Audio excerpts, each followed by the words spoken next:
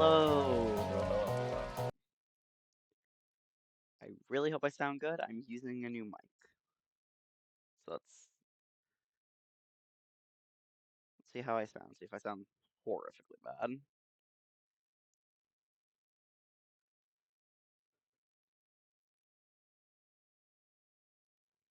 I sound rather normal, honestly. I was a bit concerned because it's a new mic, but it appears to be doing good.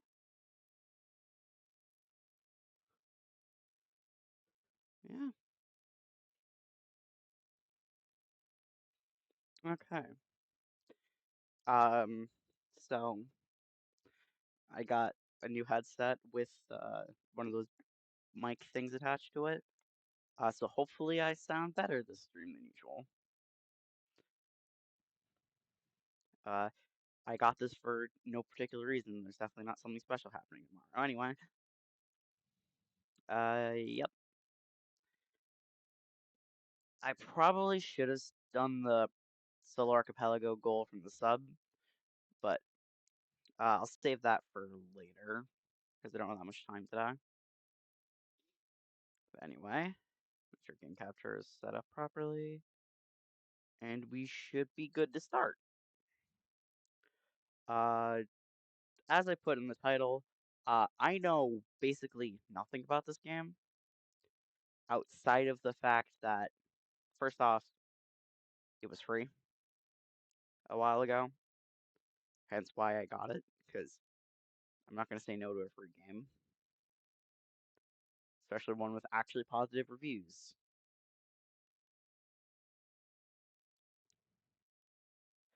I thought I installed it, I apparently did not, so it's going to be a minute. It's not that big of a game, so yeah. But the only things I know are what was in the Steam page and a couple of reviews which didn't spoil anything. So I just read it to see if this is worth playing, and apparently it probably is. I guess we'll find out.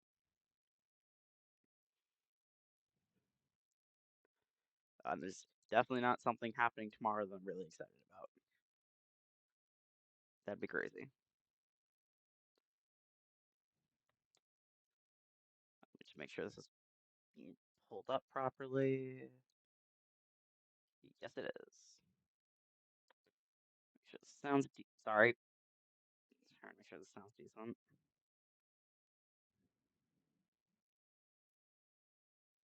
I never.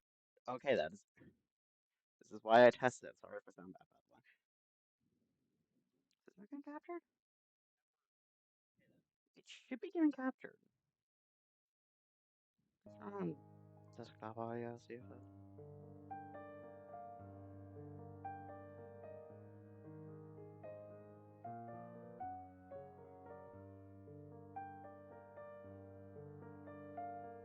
But it appears to be getting caught now.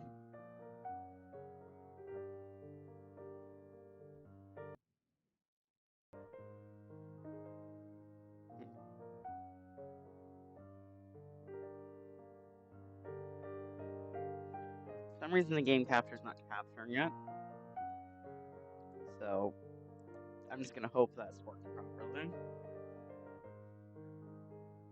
So it's using desktop audio. Hopefully that's fine.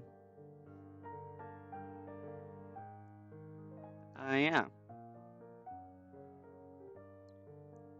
Should probably be good to start.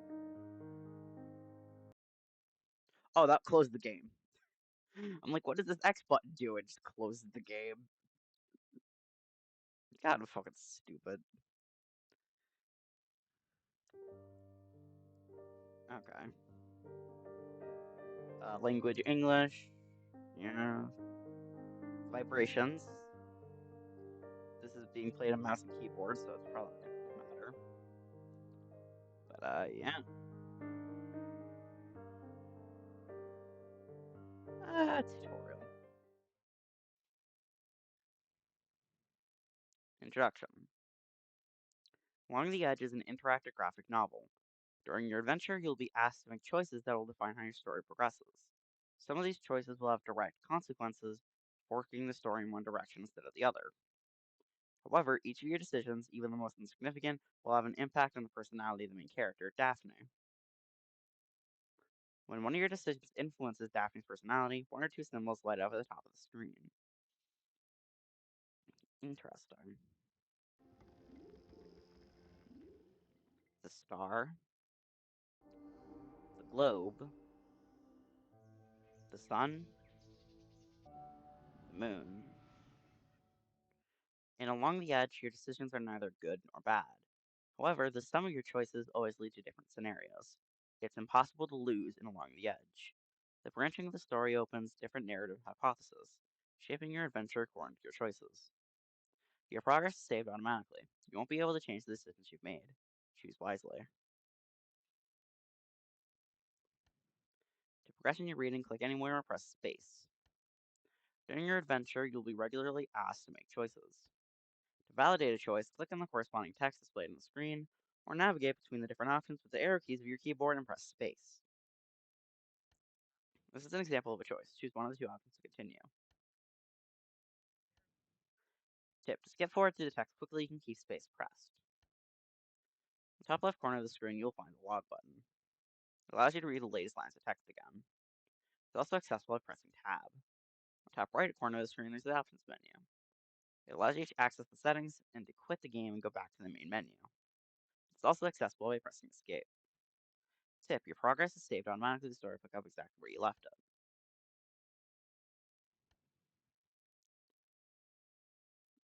Okay, I'm not using the controller. Why is A and B switched? It's weird. Okay, that's just displaying the controls. That's fun. Start.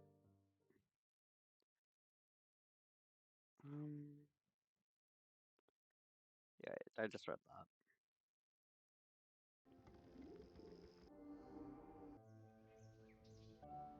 You don't need to go through all this again.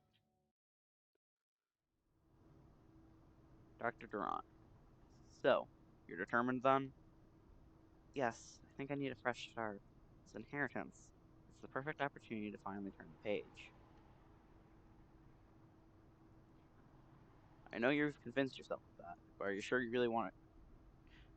Are you sure you really know that? Oh my god. Are you sure you really know what you wish to achieve with this move? After all, you recently went through a major trauma. There's still a lot of ground to cover. Between you and me, you know what I think of your decision, but I can't prevent you from leaving. Have you found a job there yet? Yes, I have. Substituting for a math teacher at the village middle school. Maternity leave, 6 months. That should give me enough time to get my bearings. Would you mind giving up your PhD? Your research career was quite promising.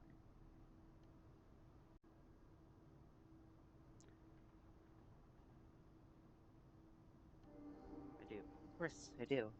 But if that's the price I have to pay to get myself out of the situation, then I'll give it a shot. I see. One last thing. I know your relationship with Frank is quite tense. It is. You know, the breakup's still recent. I always counted on his support. After so many years together, I need time. Suppose you're aware that if you're about to break your all ties with him, you're about to break your all ties with him. I did read the English translation's apparently not the greatest. I did not expect a typo this early on. But anyway, probably for good. Are you sure you won't regret it later? Do you at least inform him of your plans? Oh, this pisses me more. No, I didn't. It doesn't concern him anymore. Alright. Listen, Daphne, you got my number. Please don't be afraid to call me if you feel the need. Counting on you. Okay, I will. Then I suppose all I can do is wish you the best. When are you leaving? Tomorrow. Chapter 1. August. I'm leaving tomorrow. I've inherited the family house, my grandmother's. I didn't know her, and now I never will. My mother had cut all ties with her, but all all her ties with that side of the family. The only side, since I never knew who my father was. I remember the birthday cards, though. My mother had hidden them between two piles of laundry in the linen closet. If the bond was broken, it wasn't my grandmother's fault. And here I am, 10 years later, inheriting a big house 300 miles away, and I too have several contact with my own mother. That's what they call karma, isn't it? The other PhD students asked me to meet them at the bar. I could also go to see Frank to say goodbye. I told Dr. Durant I didn't want to tell him I was leaving, but this is my last chance to do things right. Am I really sure of my choice? Of course, I could also just go home. What should I do? I go to the bar, say goodbye. Went to the bar to meet the other students. Didn't have the heart to refuse. I don't really fit in with the small group. In fact, they only really think about their own academic success. I know I missed my research, but on the other hand, I never saw myself having a brilliant career. Despite their cool, laid-back appearance, they'd slaughter each other for an article in Nature, probably without even batting an eyelid. I don't really belong in this environment. I only wanted to advance science, to do my bit for the future. It sounds like a cliche, but it's the truth. Science will have to make do without me. I don't think you'll be missing out on much. I thought they wanted to surprise me or throw me a leaving party. Then again, I haven't told anybody, except for my research supervisor. He seemed a bit stunned at first, and then not too bothered. I should go. I've got a long drive tomorrow. That's it. Everything I own is packed in a couple of boxes. I wish I felt sad about leaving, but actually, I don't really care. My last night here, I don't know what I hope to find there. Fresh start? That's what I'm trying to convince myself. Perhaps Dr. Durant's right. Maybe I'm just avoiding the real issue. Did my mother feel the same when she left my grandmother's village 30 years ago? Okay, this music is really loud. I don't know if that's how it actually sounds or not, but I'm just gonna turn my volume down quite a bit, so it's not deafeningly loud.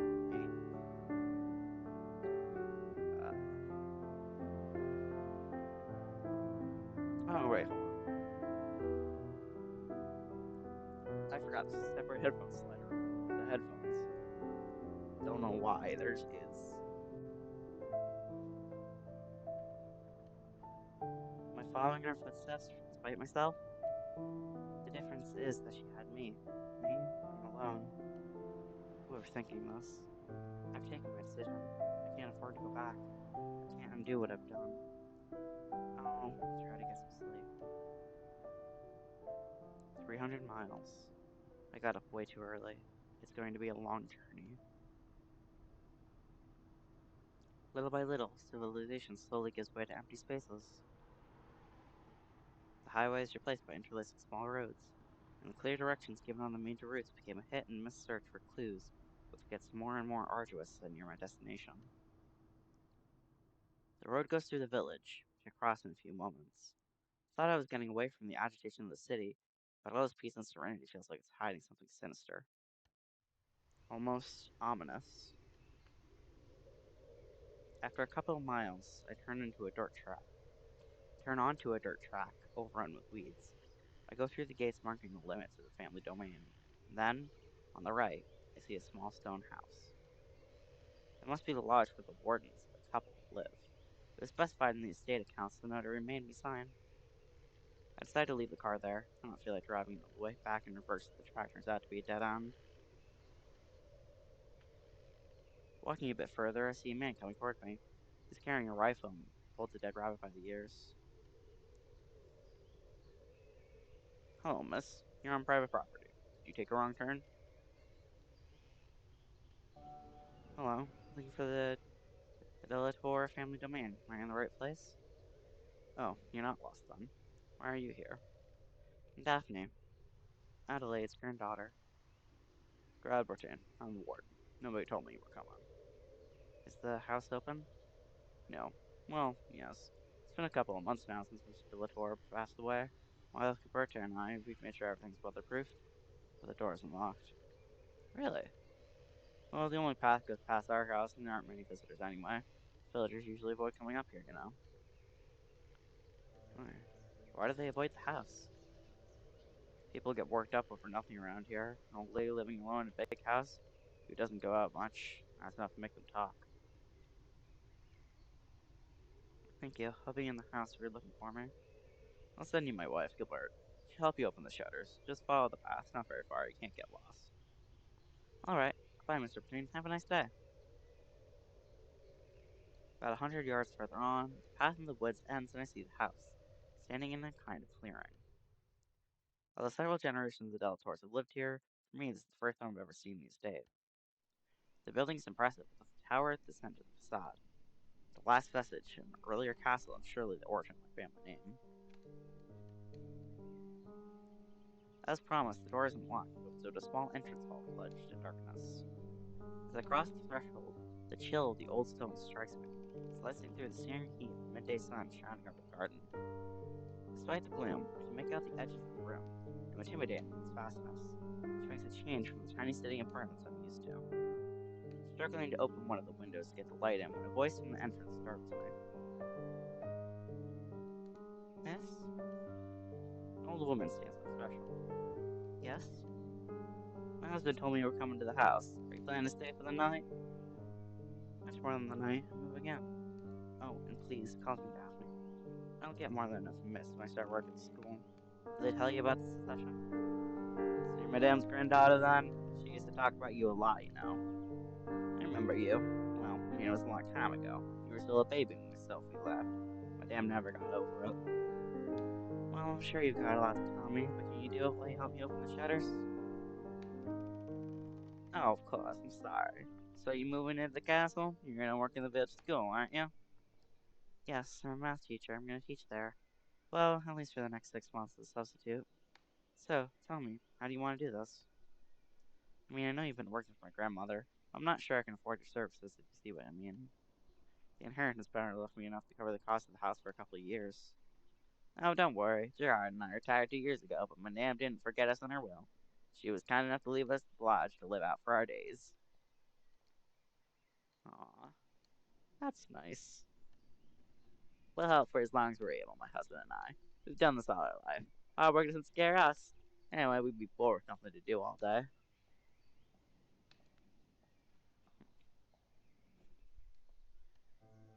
But, but, I can't ask you to work for free. It's not a job as such, just a way to keep us busy. We'd like to doing this. Would you like me to get you some groceries from the market tomorrow? I used to do it for Madame. She didn't go out much, not after Miss Sophie left. No, don't worry, I'll go. It'll give me a chance to check the village out. This routine helps me put clean sheets on my bed. The windows, now wide open, let out the musty air, while ushering in the golden light of the summer evening setting sun. Then she leaves me alone for my first night in my new home. Spend the evening watching the antique television in the kitchen while eating a leftover sandwich I bought earlier on the highway. I try to sleep far from the reassuring sounds of the cars and lights of the city. The forest silence only broken by the unsettling squeak of the floorboards and the hoot of a haunting owl. I'm predictably grouchy the next morning, and if the sight of the empty fridge hadn't driven me to action, I would have succumbed to the fighting comfort of the sofa and wasted my day napping in the living room. Mood! This is a mood. The market. It wasn't really what I imagined. We all have romantic notions of picturesque or country markets, but this one's purely functional. Nothing romantic about the butcher stall, nor the fishmonger's radio, tuned in, far too loud, to a local station that seems to broadcast at this hour of the day. Plays the songs that used to be popular, but now are utterly outdated. I'm buying some bread when someone barges in front of me. Give me 3 baguettes and 2 loaves of nut bread, sliced, please. I'm sorry, but I believe it was my turn. So only take an instant, don't worry. Keep calm. I don't care if it takes an instant or 10 minutes, if you. You're not from around here, are you? What's that have to do with anything? Listen, miss, you really ought to educate yourself for serving the sea. It's kind of embarrassing. So you haven't done already. It didn't take that long, did it? Have a nice day. I slipped the bill into the baker's hands before leaving down the street. Seriously, who was that guy? You're not from around here, are you? It's not their son. His family owns a sawmill that plays half the town. The other half are all in business with them, one way or another. So they give them the right to behave like that? You shouldn't cross Maltese, you know. They've been in town for generations. People say all sorts of things about them. What kind of things? Strange accidents, businesses going bankrupt. People are pretty superstitious here. Hmm. Definitely seems like an interesting game so far.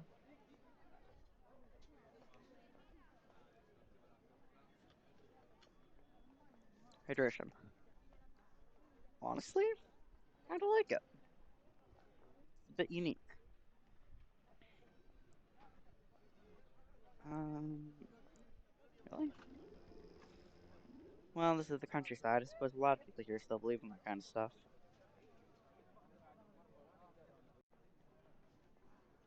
Superstitious, that's why. People are free to think what they like. I'm leaving the area soon, so you'll understand it if I don't want to get involved.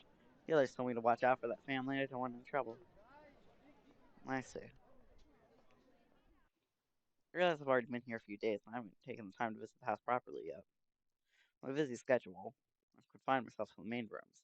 Going from the bedroom to the kitchen or the living room, I had to take advantage of the weekend to give myself the grand tour. Maybe I'll learn more about my grandmother and this family that I learned so little about. I try asking Miss Bertine a few questions too. Up till now, she's been very evasive. If I go see her outside her work hours, she might be more inclined to answer me. She's a very discreet woman. Somehow she manages to never be in the same room as me. If I leave the kitchen for a while to take a shower, for example, when I come back, I always find the debris from my breakfast been cleared away. The table's been wiped, and the dishwasher is generally humming. I told her several times not to make my bed. I'm perfectly capable of doing it myself. She acknowledges me, but keeps on making it anyway. Guess she might enjoy it from like this, though. Where should I start? I don't like it being worded as a question, Miss Bertine. Why is it? Why are the only two options the tower and mother's old bedroom? Those are not the two options I would expect to be first.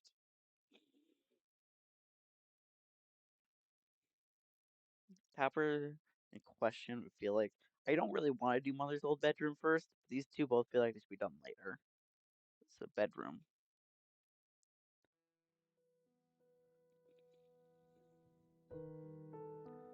Whoa, music suddenly kicking in.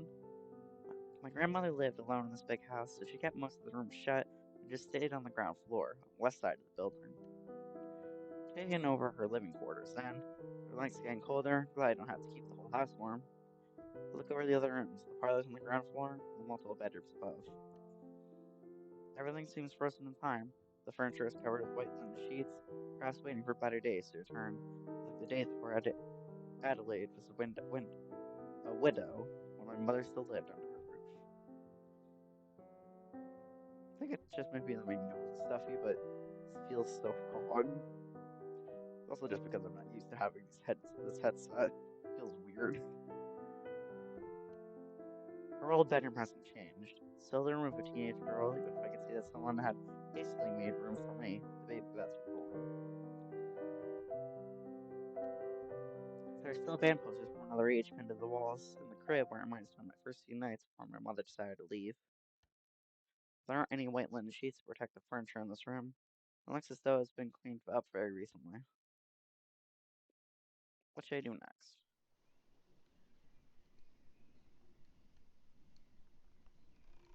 I couldn't find the entrance to the tower.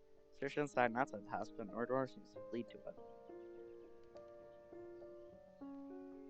After randomly exploring the corridors and the rooms, I had to admit defeat. I'll have to ask Miss Bertrand about this mystery. However, while I was searching for the damn entrance, my feet took me down to the basement where I discovered a treasure trove of old wines. The most recent bottles were around 30 years old.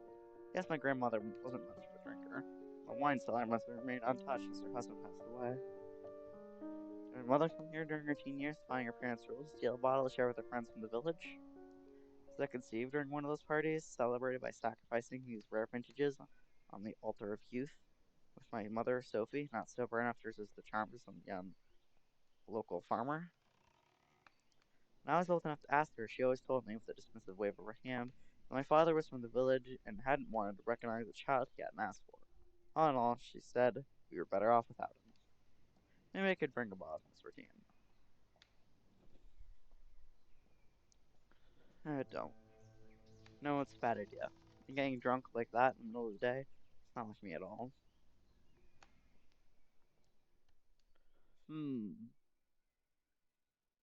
Go for a walk, go out for a walk. Good morning, Miss Patine. How are you doing? Oh, hello, Miss Daphne. Enjoyed think a bit today. Must be the colder weather. Summer always goes so fast. It's almost fall already, can you believe it?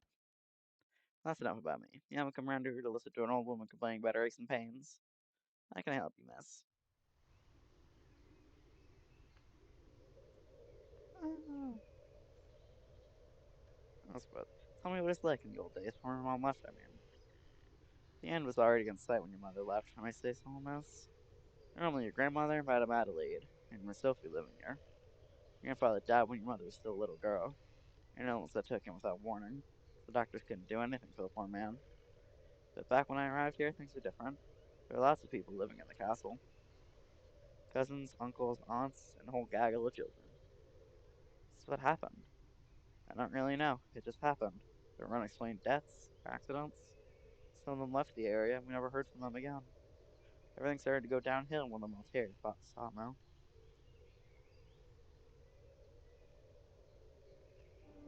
Do you really think that's linked? I mean, there's no logical connection between buying a sawmill and those accidents. Couldn't say, miss. All I know is that when the Maltese flourished, that it's all met Maltese's son at the bakery. Outlet, it's not my business, of course, but you should be careful with him. He's a good for nothing and spends his time doing goodness knows what in his ha. I'm sure he's not that bad. Can't be easy having a family like his. Now, while we're talking about the past, maybe you'd like to see the old Bolam Adams? Absolutely. Tell me where they are and I'll take a look at them, thanks. They're in the cupboard in the living room, you'll see. There are even some of your great grandfather's old photos. Something else? Oh, I could choose to not continue asking.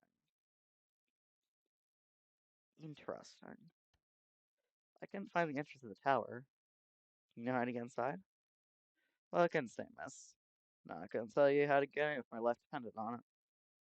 Madame, your grandmother said it had been walled up, and that we'd better off not knowing what was inside.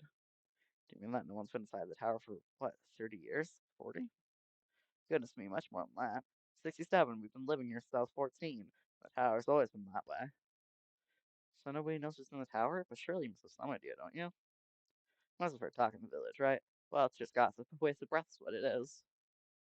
What are you talking about? Please don't press me, miss. With all due respect, I won't dirty your late grandfather's name. What's that nonsense? I think I should stop trying to do voices, considering I don't even know how I sound. Like, it feels very weird to be using this headset. I know I just said that, but it feels so weird because I'm not used to it. Might as well. I visited the house, gone into every room, and I noticed all the furniture's been covered with white linen sheets. Yes, as Madame, your grandmother asked me to close most of the rooms. She lived alone in the house and never had any visitors to prevent the furniture from being damaged. Why are you asking? Do you want me to open up the rest of the house? No, that's not why I was asking.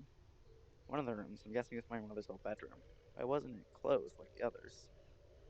That's what Madame wanted. You know, when Miss Sophie left, it broke her heart. She was never the same afterwards.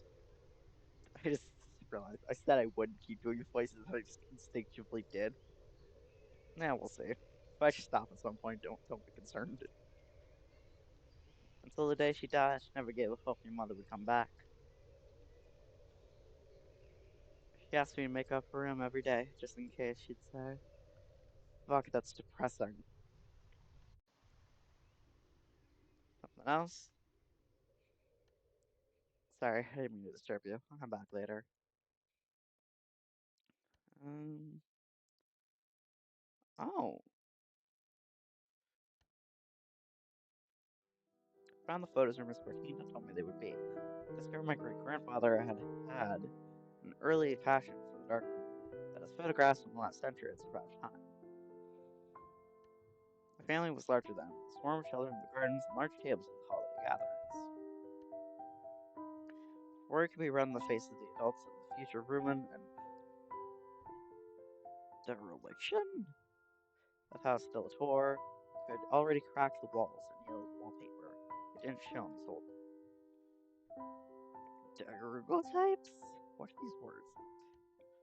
Found a couple of pictures of my mother, first as a child, then as a young girl. The discovery of this treasure moved me. I'd never before seen what she looked like when she was younger. Final pictures show her belly getting rounder and rounder. And then, nothing. No more photos. As if nothing worth documenting had happened during the last 30 years. The conversation with Miss Bertine aroused my curiosity. The tower, the village, the Maltese. I had thought my relocation would lead to a life of austerity and isolation. I have to admit that what's going on in the village is far more intriguing than I anticipated. Fortunately, the realities of everyday life could catch up with me before I have the time to look into it. I'm obligated to spend the last days of August preparing for my classes in middle school, and I hadn't realized how much work that would involve. Mood. So I spend most of my time shut up in the house, reading the textbooks for all the new classes I've been given.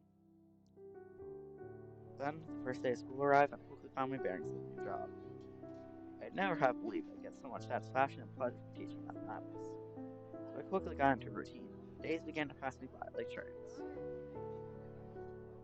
Chapter 2. September. I've decided to take advantage of the weekend and go back to the market. I'm sure someone will finally agree to tell me more of the tidbits I've managed to gather up till now. Especially about the Maltaire family, who seem to fascinate half the village and terrify the other half. I should start with the baker. She has winter season already, she can't be far off. She wouldn't be taking much of a risk sharing some gossip information, so she's leaving until next summer. She's leaving until next summer. I don't know if I know what that means. I see a good-eyed Bettina on the other side of the square. He's talking to someone. Saw a man with a self-possessed stare. I go over so he has to introduce me. The bakery's about to close. I might not get another chance to question this through. What should I do? Okay, I don't see why you would want that.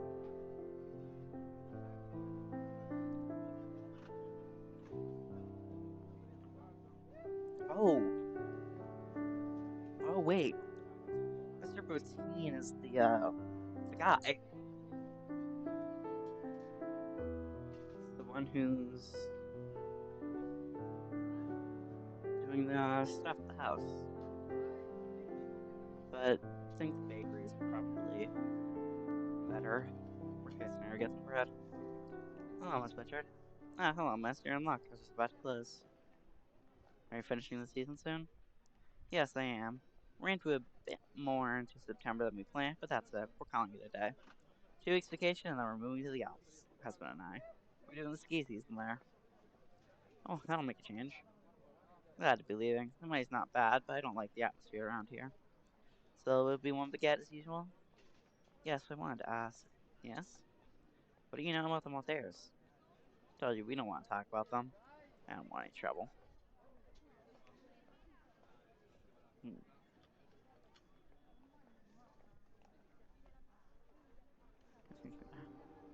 What do you think's going to happen? What do you think's going to happen? What exactly are you afraid of? Seem like a nice young lady, so listen to me carefully. Shakes him by the arm, puts her face close to mine, whispers. The Maltese are sorcerers. That's why they've got the whole village under their thumb. If you do something they don't like, bad things happen. How do you think I got this place? Bakers don't take 3 months vacations.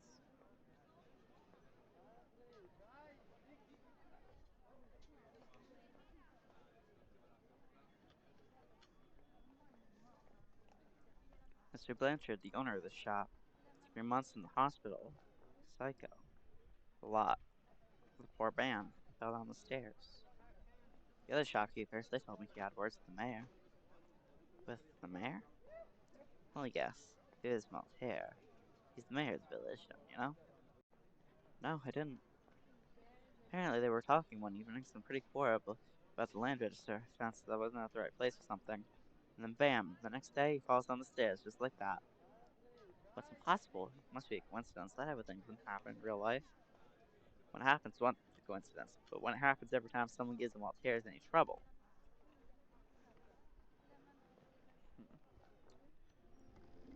Thank you for talking to me. I'll be discreet, don't worry. Well, now you know about as much as I do. You be careful of them. I'd hate if it was my fault something happened to you. Don't worry about me. Goodbye, Miss Richard.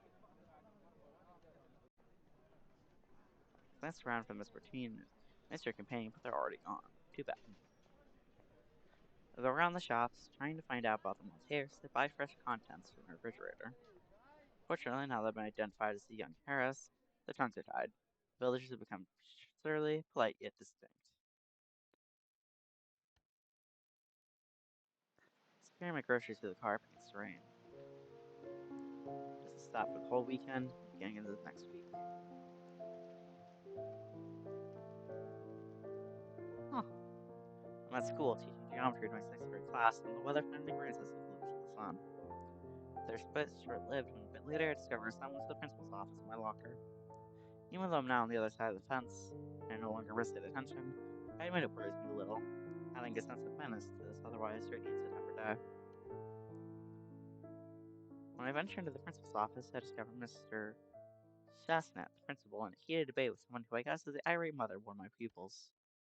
Poor man is ashen and cowers behind his desk, still hunched up in the big leather chair, as if he's melting up into the upholstery. Please, Miss Levique, you must admit that your demands are most unusual to say the least.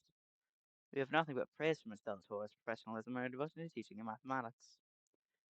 Ah, here she comes. Mr. Chestnut fisted me with an imploring gaze if I was his only hope of salvation. Did you want to see me? Yes, please. Take a seat. Let me introduce you to Miss Levique, Jean Baptist's mother. You know, one of your 6th grade students. Hello, Miss Levique. It's nice to meet you. I'm Daphne Delatorre, Miss Dupy's substitute. I'm really very satisfied with your son's work. He's an excellent student. Are you kidding me? You must realize I'm not here to talk about my son's math skills. Look, Mr. Chestnut, I'm not going to exchange words with this. Anyway, we had an agreement, you and I. I hope you'll keep to your word. Jean Baptist's mother glares at me coldly. Here's the director muttering in his beard. We hadn't agreed to anything. Don't know what to make of the situation. After a few seconds, I feel like I have to give up and say, what exactly is the problem? I'm sure we can find a solution. I'm not sure how to tell you this. Miss Levique wishes to remove her son from your class. I don't understand. Everyone seems quite happy with my work. Why would you want to remove your son from my class? It's nothing to do with your teaching. Miss Levique, be reasonable. You can't just ask us to change the classes like that for no good reason. For no good reason? That's it. You're falling under the Delatorre spell, too. That family of pagans. You arrive in town just like that, you think you can get away with anything? But me, I can see what you're up to, and I won't be fooled like the others. Do you want me to say it what you are? A witch.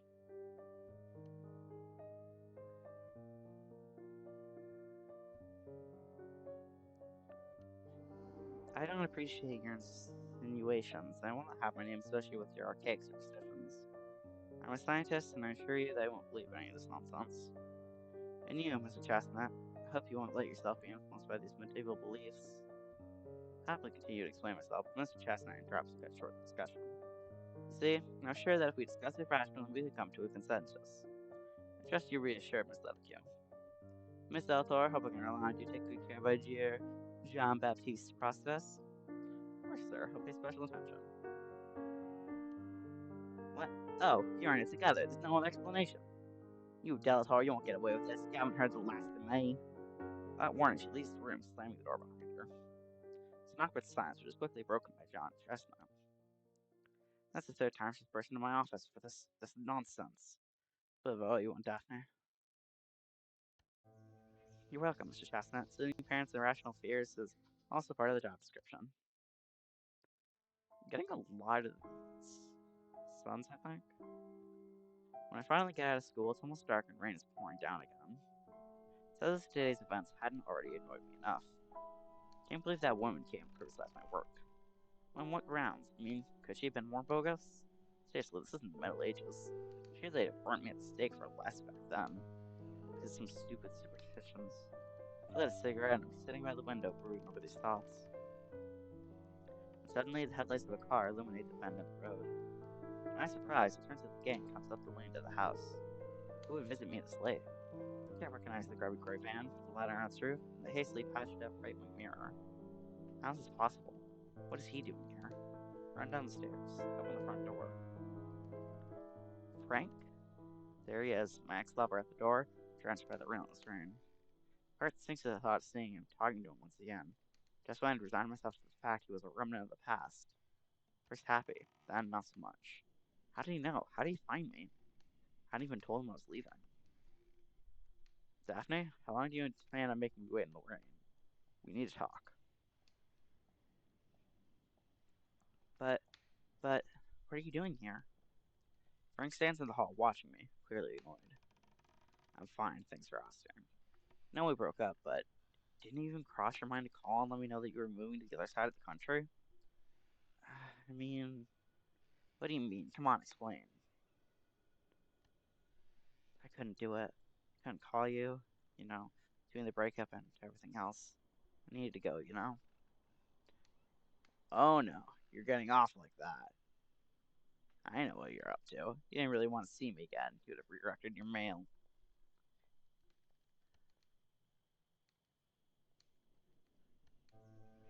I'm sorry. I know I should have told you. That's a crappy move. Look, what's done is done. You know I'm there for you, right? It's not because we've gone our separate ways that we have to be strangers. It's kind of you, but I had to do this on my own. I needed a clean break, after the. It's okay. We don't need to go on about it. Wait, do you say you've got mail from me? Yes, letter from your mother. I know your relationship's difficult, so I figured it's probably important. Then I had to track you down, which wasn't exactly child's play. Would have been easier if you'd left me your new address. Since I'm between jobs, thought I'd take a few days off. Frank smiled at me, looking amused, then pretending to check out the room he adds. It's funny, I've been dreaming a weekend in a bed and breakfast. Or should I say, a castle of breakfast. Stop making fun of me. You know, Lady of the Manor isn't really my style. No, I think it suits you perfectly. Do you mind if I call you Lady Totor from now on? Quit talking crap. What? Don't you like Lady Delator? What about Lady Daphne or Your Grace? Your Grace sounds perfect, don't you think? Frank is wandering around the hall inspecting the furniture and ornaments. Something he's particularly good at is the way he diffuses tense situations. Mind if we talk about it tomorrow? I've got to say, I'm shuddered. As he speaks, he pulls a letter from inside his pocket and places it on the chest of the drawers in the hall. Your mother's letter. No, it's not easy for you, but if you need to talk about it, I'm right here. Thank you. Well, if it's okay with you, I'm gonna crash on your sofa for a few hours. I'm not rude. There's like 4,000 rooms up there. I can't let you sleep on the sofa. So you up in the guest room. Even better, show me the way. Wake up early the next morning. Frank will still be asleep upstairs. Won't be awake for at least a couple hours by 9 p.m. I don't feel like getting up yet, so I decided to stay something on the quilt for a few more minutes. Think about what happened yesterday and how odd the situation is. Frank is fast asleep and I'm just a few yards from mine. Can't believe he came all this way to bring me a letter from Mom. Is he regretting our breakup? Is this letter just a pretext to see me again? I was ready to never see him again after everything we'd gone through. We met almost 10 years ago. It was so unlikely if we had just such completely different lifestyles. He was a carpenter and I was a freshman at university, science major. I just arrived in town. There was a party and acquaintances. I still don't know why I was invited. I don't know why I went either. I guess when you're 20 years old, you jump at any occasion to go out. I guess that's the idea of escaping my student days was enough to convince me to put on a pretty dress and jump on a bus. Frank shouldn't have been there either. He was working on a particularly demanding project. Our hostess had insistently given up and agreed to come. There are some things even science can't explain, I guess. We connected immediately. Then it was the same old story. A few years later, we moved in together. It was stupid paying 2 rents when we were living with each other all the time. 2 years ago, we took this a step further. Frank's small carpentry business was doing well. My PhD was on track. The subject just came up by itself. Frank asked me if I wanted to have a baby. For him, it was so simple. He was so sure about it. He was so sure of everything. With the strength of our relationship, that I didn't want to wait any longer, that it was the right time. I had cold feet at first, suggesting that I wanted to finish my PhD. First, that we would have to think about it, but he managed to convince me. It wasn't that hard. I loved him more than anything, and I knew that. Sooner or later, I'd want to spend family time with my wife. We were happy, and then, late in the pregnancy, a few weeks before the due date, I lost the child. They made me keep the lifeless thing in my belly for days until the doctors decided to induce labor. They didn't understand what had gone wrong. Frank stayed with me at every step. He held my hand as I expelled death from my womb. The doctor refused to let me see the baby, objecting that I was too fragile to handle it, but I saw Frank's eyes when they pulled the motionless and silent corpse out of me. Didn't expect it to go into this much detail. I clung to him as much as I could, but there was a chasm in my chest. I didn't want to admit it to myself, but I knew something was irrevocably broken. Frank decided to incinerate the body and scatter the ashes. Burying the body meant naming it, making it in a way exist. That was much more than we could bear. In any case, I was incapable of making any decisions. When the first shockwave, the tsunami it created in our lives, finally receded, I realized our relationship was doomed.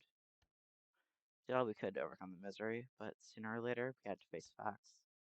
We broke up without a fight. We agreed we couldn't go on like that. Frank kept our old apartment, and I took a furnished flat in the meantime. Then, a couple of months later, the notary told me my grandmother had just passed away, and she had bequeathed everything to me. I take a quick shower and go downstairs. When it's in the coffee machine, tells me Frank's found his way to the kitchen. Mom's letter is still plopped on the chest of drawers in the hall. I'll have to open it sooner or later. What should I start with? The envelope is dog-eared and yellowing, as though it had traveled a lot. The stamp is foreign, the lettering tells me that it was probably posted somewhere in Asia. I open it with a shaking hand. It's the first news I've had from her for years. It's been, what, 5 years? 6 years? I can't remember the last time we talked. Frank is never even better. She was always a terrible mother, extremely controlling, but also glacially cold and strict. When I turned 18, I got a university scholarship which allowed me some financial independence, which, in turn, quickly became total independence. I couldn't put up with her interference in my life any longer. Little by little, we lost touch. 1 year, I made an excuse not to visit her at Christmas. Next year, I sent her a card. I started to filter her calls, and one day, the phone stopped ringing. The bond was broken. Years had passed without me noticing her absence. I tried to contact her, she had disappeared without leaving an address. I must admit, I didn't try very hard to track her down. Now, out of nowhere, she comes back into my life with this letter. Her nervous, jerky handwriting hasn't changed. The content of the letter, though, is as cryptic as this brief. Daphne, please don't accept the inheritance from your grandmother. Don't go back there. You'll only be putting yourself in danger. Regards, Sophie Delator. The closing tells a lot about her tenderheartedness. I wasn't expecting your mom who loves you, but, oh. Mom never talked about the time she spent here with my grandmother at the castle. It seemed obvious to me that something had happened, but what? Turn this over in my mind, sent to the kitchen. Frank holds a steaming mug of coffee and is gazing out through the French windows. So you managed to figure out the coffee machine. You know me, a family morning caffeine, but total zombie. Did you sleep well? Very well, thanks for asking. You know, the bed's comfortable and the sounds of the countryside is refreshing. It's been ages since I slept so well. Listen, Daphne, I won't be around the bush. I'm not here for the scenery. You must have figured that out by now. I think it was a mistake to break up. Get the funny feeling you're going to blow me off straight away, but I have to ask. Do you think we could try again? This is. Oh. Huh. I just hit the mic. It's right next to my face. I just went to go take a sip of water and just boop. Oops. Again, I really hope I sound right. I really don't have a way to know. It's a bit scary. Just knowing that it's just there. It's weird. It's so weird.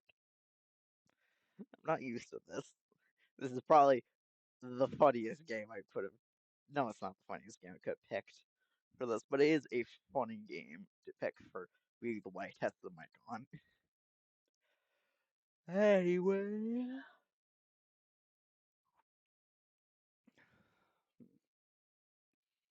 I don't know. I don't know. I need to think about it. Okay, I understand. For me, it's very clear. My astonishment, his face relaxed all at once. He grins at me and changes the subject. So seriously, what have you been doing here all this time? Tell him about my new job as a teacher. He's more interested in hearing about the village and insists on knowing every detail of the unbelievable story about the Maltese and the Tower of No Entrance. I also tell him about Mom's letter. He's not sure what to make of it either. Alright, well, I've got to say, your stories are very exciting, but also kind of worrying. Here's what I suggest. Whatever happens, I'm going to stick around here for a while. I don't have any contracts in the near future, and I can afford to get myself a couple of weeks off. After that, we'll see. If I find some work around here, I'll stay a few more months. It's not as if there's anyone waiting for me to come home, and it would give us time to think things over. Does it bother if you stay at the castle for a week or two? If I stay at the castle, I assume. Doesn't until I can find a room somewhere? Do you think I'd throw you out? Of course you can stay for a few days till you get your bearings. Thanks. It's kind of you not to make me homeless. Oh, thank me. It's the least I can do. So we do this. I don't want to get under your feet. There's no reason we be in each other's way. The house is plenty big enough for both of us. I was just thinking, better tell the wardens you're here before we had to leave. We don't want Mr. Bertine to shoot you like a rat if he sees you hanging around the house. That's very reassuring. Don't be silly. They're very nice. You'll see. Really gotta get going. Enjoy your day. You too. Try to put my thoughts in order to drive to school. It's quite a lot to adjust. The day flies by fast as an arrow. With everything that's happened since yesterday, I'm having trouble keeping my mind on my work. When I get back to the castle, there's light movement. Even if it's only temporary, glad to not be alone for a while. Makes things a nice change from my last few weeks of solitude. Fire crackers on the hearth, delicious smells drift off to the kitchen. It's almost too perfect, and I have a hard time not taking advantage of Frank's kindness. He's determined to see to my every need. Still, he manages to keep out of my way. We eat our meals together, but otherwise, we get on with our own business in different parts of the house. As promised, about 10 days later, he tells me he's found a small furnished flat in the village, and he's moving in the next day. We're leaving to see him go. I've got a feeling that if we stay much longer, the situation will become awkward. Then weeks go by, days and weeks go by as I slip back into my routine of the school, the village, and the house. I'm walking in the forest. The leaves have begun to redden, and the trees are clad in the bold colors of fall.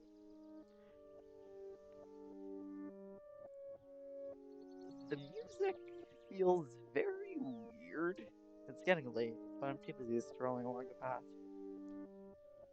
I hadn't noticed, but as night has begun to fall, I can see the castle at the end of the trail, but as I get closer, it seems to move away. I feel a presence behind me. I tell myself that I don't believe in that rubbish, but I can feel myself yielding to panic.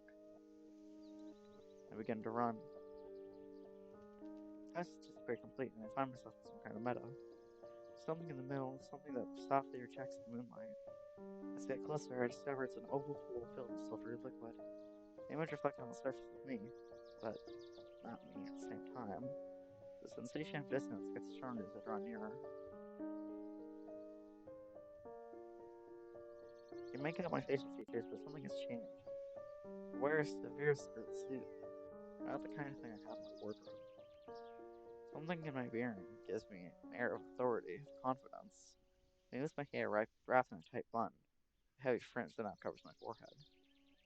Reach towards the mirrored surface, my fingers stretch out, and the reflection starts to tremble as if it was resonating. My finger touches the cold, astringent clammy surface. It shatters into 1,000 pieces. For a few moments, the darkness is absolute. I'm in some kind of garden, a heavy fog surrounds me. Moving toward a reddish light that pulls me toward it like a lighthouse in a muffled, turbid storm. I make out a statue, a sort of human-shaped sphinx, carved in granite. There's something majestic yet profoundly sad in the hunched up, impassive altitude of the creature. When I'm close enough to distinguish it, I realize the creature wears my face. I see my countenance reflected in hers like a mirror. Then her eyes come to life, and the imploring, helpless look seems to beg for mercy. Frozen in contemplation, my heart overflowing with sadness and awe, when once again I feel the sickening presence, like a warm breath on the back of my neck. And I turn, struggling against the terror which invades me, and suddenly falling endlessly. Darkness buries me. Wake up with a jolt. Chapter 3 October. I'm barefoot in the grass. Before me, the black mass of the forest seems to invite me in. feel a hand on my arm. Miss, I heard a noise, so I came to check. Sortina's standing next to me, looking concerned. What am I doing here? What happened? Bad dream, miss. Just a bad dream. Come on, let's get you back to bed. It's the forest, right? The Sphinx calling me. Miss Sortina guides me back to my bedroom. I fall into a dreamless sleep. I wake again, the sun is well up in the sky. It's right to see Miss Sortina's still there, asleep on a chair on the other side of the room. She's sleeping so peacefully, I feel almost guilty waking her up. Miss Sortine? Oh, hello, Miss Daphne. Sorry, I must have dropped off. Dropped off? What are you doing here?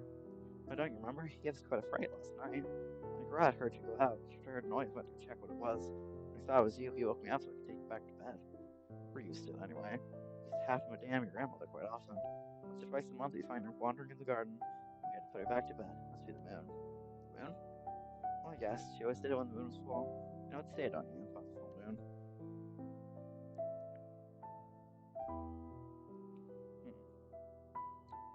Full moon? What?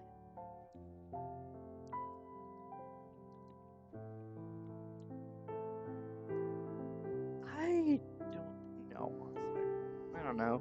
There's really no scientific proof the moon influences behavior. Oh wow, those scientists are always a step or two behind. I speak from experience. Full moon always brings something with it. You have to be aware of.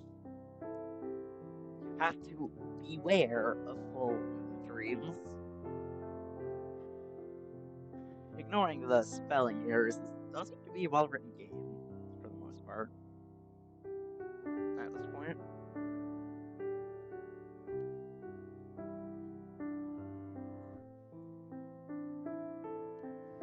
It's funny you should mention that. I did have a strange dream actually. I was in the forest and there's a mirror. The Sphinx. Sphinx, you say? You know, it's part of your family's coat of arms? Maybe you saw it there. Well, perhaps. The coat of arms? Yes, that's right. The blazon of the Deltours. You should have a look. It's carved into the tower wall. The blazon with the tower and the Sphinx, a bit like the one from the pyramids. Take a look when I get a chance, thanks. You're right, maybe I did see it there. Well, miss, if you don't need me anymore, I'll get back to the lodge. Girls will be waiting for me to fix his lunch.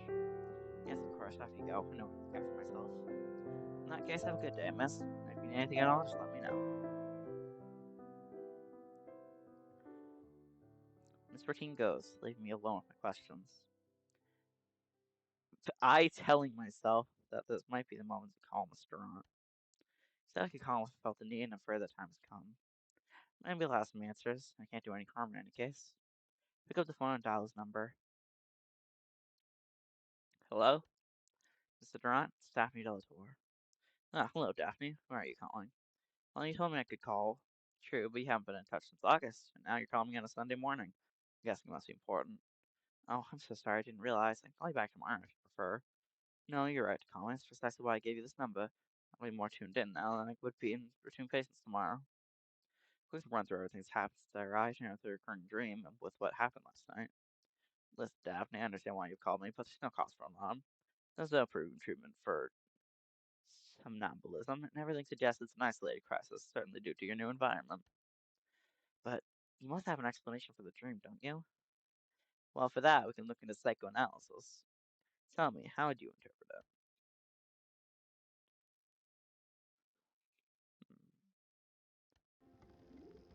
I don't know. The dream, it was really strange. It almost felt like a premonition. You're entitled to your beliefs, Daphne, but let me remind you that you're in charge of your own destiny. Don't forget that. Even if this dream was indeed a premonition, as you say, don't be trapped by the idea your fate can't be changed. Yes, you're right. Most of all, don't push yourself too hard. Take some time to think things over. When you've been through a lot that hinges, when you get your bearings and everything will be fine. You'll see. Thank you, Doctor. You told me your ex-partner had paid you a visit. How do you see things there?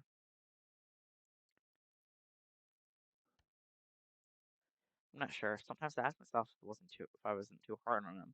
And again, I can't see that there's any way to get us out of this impasse. I think you're right, but to question yourself and take the time you need to think it through. Whenever you decide together, it would be a shame to make the same mistakes again. You're probably right. So you mentioned a young man, Stanislaus, is that right?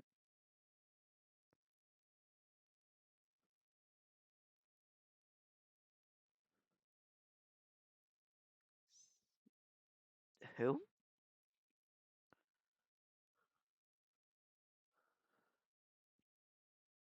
Oh wait, is that the guy?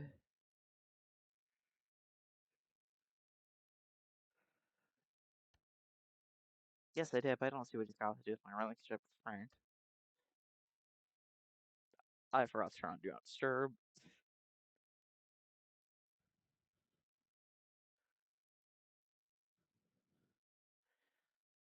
Don't get worked up. I'm just surprised you took the time to tell me every detail of your meeting with this man since you almost spent it for a couple of minutes. I see where you're going with this, but I'm afraid you're on the wrong track. Me and Maltaire? No, not the last even crossed my mind. Without talking about romance, I was trying to point out the difficulties you may have bonding with new people. You left in order to start afresh, didn't you? One last thing before we get back to our regular Sundays. Yes? How do you feel about your new job? Oh, that affected both of these. Interesting. I know I wasn't sure about it when I left, but believe it or not, I love my new job. It's perfectly normal to be anxious in your situation. I'm sure you enjoy it. You're right. Teaching is really fulfilling. It's so satisfying to enable those young brains to get a grip on complex ideas. I'm glad to hear that. Hang on to that positive element. I'll help you get through the trials life throws at you. Alright, Daphne. I'm sorry, but I have to go. Glad to hear that you're more at peace. No matter what, I don't think you've got any need to worry. It's perfectly normal to doubt stuff and to need time to get your bearings. Glad to hear you say that. As for your sleepwalking episode, be alert, but don't be alarmed. You told me about the wardens living nearby. Perhaps you could ask them how to be on their guard, in case it happens again. Call me if you ever do feel yourself getting overwhelmed, and if needed, I'll refer you to a colleague in your area. Okay. Oh, and unless it's an emergency, try to check the day of the week before you jump on the phone next time. Yes, of course, Doctor. I'll try to limit my sleepwalking to weekdays from now on. Alright, I'll say no more about it. Have a good Sunday. Thanks, you too. As I'm recovering from my night, lolling on the sofa with a good book and a cup of tea, I hear someone knocking. Surprised to find Frank beaming at me on the porch and holding a bunch of flowers. Carnations, your favorites. When I saw them with Mark, I thought of you right away. He hands me the flowers and steps inside. How about a coffee? Might as well. Sure. So, how are things going? Do you like the village? He follows me to the kitchen, put the flowers in her face, and turn on the coffee machine. Well, I'm doing alright. I've got a couple of jobs, including some big roof repairs. What's great around here is that people are so easy to work with. Not constantly asking me to justify my decisions, and I don't have harebrained notions about how I should do my job. And you, how are you doing? Chat for a while, asking and telling about my eventful night, listening with half an ear as I prepare my classes for the week. An hour and two coffees later, Frank finally decides to get to the point. Tell me about your towels in the door, do you remember? Got to admit, I was pretty intrigued. Would you mind if I take a look? No, no, help yourself. As intrigued as you are, wondering what might be inside. Okay, so I'll investigate and report back to you. Do you want to check around for an old pipe? Think you ought to be properly equipped, don't you, Sherlock Holmes? Very funny. I'm sure it can resolve the mystery of the Yellow Room. That feels like a reference. Then Frank goes off to do his stuff, and I get back to my blanket and my thriller. He reappears late in the afternoon, his coat covered with dust and his shoes covered in mud.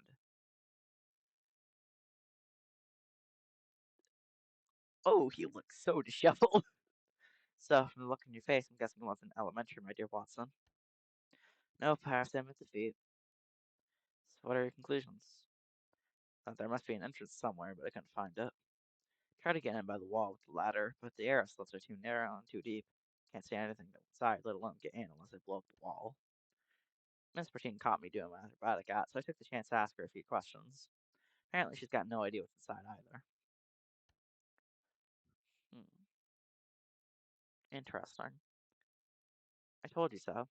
When I suggested getting in by the roof, she immediately advised me against it. Apparently, the roof hides another older stone ceiling. No way in that way either. Believable, honestly. I buy it.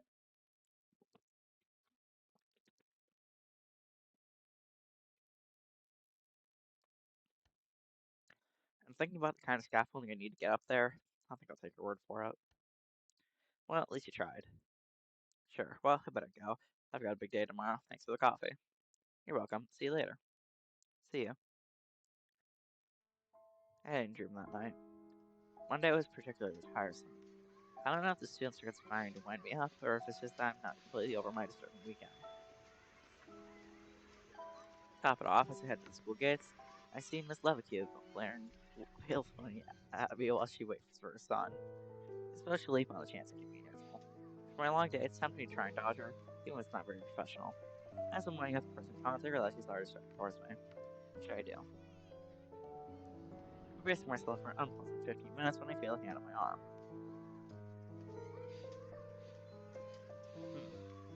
Miss Delator, I'm in Lockers, want a word with you. It's Den's last mild chair, holding a young child by the hand. Miss Levacue immediately turns on her heroes and goes back towards the gates. Uncle Stan, here's this lady. Well, Pierre, this pretty lady is Daphne Delator. She lives at the castle. At the witch's castle? You're not a witch, are you, miss? Do excuse him, as you can tell he's not afraid to speak his mind. He answers with a wink. Oh, oops, sorry. He takes after his uncle, I suppose. I crouch down to the child's height. Don't worry, young man, witches don't exist. So, the old lady of the castle, she was a witch, though. You know, Pierre, the old lady of the castle, she was Miss Delator's grandmother. Her grandmother? Yes, and she went to heaven recently. Daphne must be sad when you say that about her. Sorry, Miss Daphne, if your granny lives in heaven, I'm sure my daddy knows her. Um, that is very awkward. I don't know what to say about that. Um,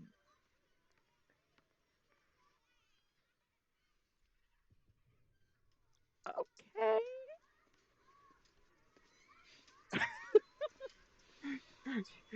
Daphne too agrees. This is very awkward. I feel very discomfort. Sansa stands for me. Hope Daddy doesn't know her too well. It'd be a little bit embarrassing. Stan had been noticed since last putting out his hand. I can't believe we've been formally introduced. Stanislaus Maltair. My friends call me Stan. Daphne Delator, but it seems you already know that. Of course, you must have noticed the fast news spreads around here, Daphne. I call you Daphne. My father discovered something was going on at the castle. He had to know what was happening. Hope you'll excuse him. The poor man's obsessed with the Delators. I won't let that put you off. The rest of the family is cut from the same cloth. Let's have a coffee together one of these days to get to know each other. I'm sure we have a lot in common.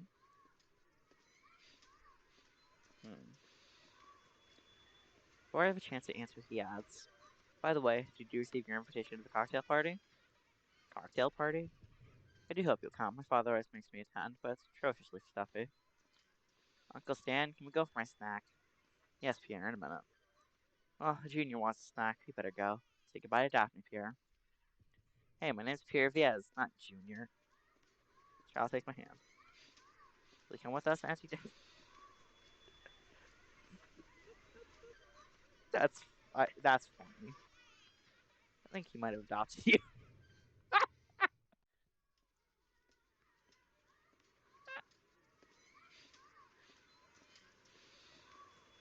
Auntie Daphne has things to do. She can't come with us this time.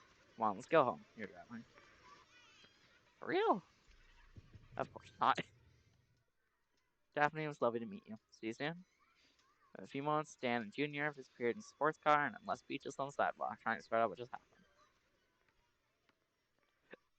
When I get back to the house, I discover I have mail. An elegant square envelope containing an invitation to a cocktail party. I guess that's what Stanislas was talking about. Looks like I've been invited to the reopening of the town hall gardens that have just been renovated. But all the cream of local society will be there, so it'll be an excellent opportunity to learn more about the Voltaires. Ask Frank to come with me, but I know this kind of socialist back event really isn't his cup of tea. I think I can going on my own.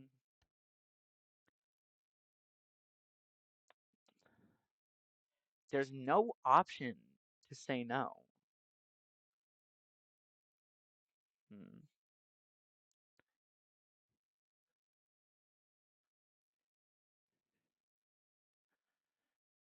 I feel like it would probably be for the would it though? ask Frank to come. Pick up the phone and ask Frank to come with me. Frank isn't thrilled with the idea of forcing himself into a suit. I guess I convinced him, but I have to be very persuasive. I'd rather drop it. I don't want to force him.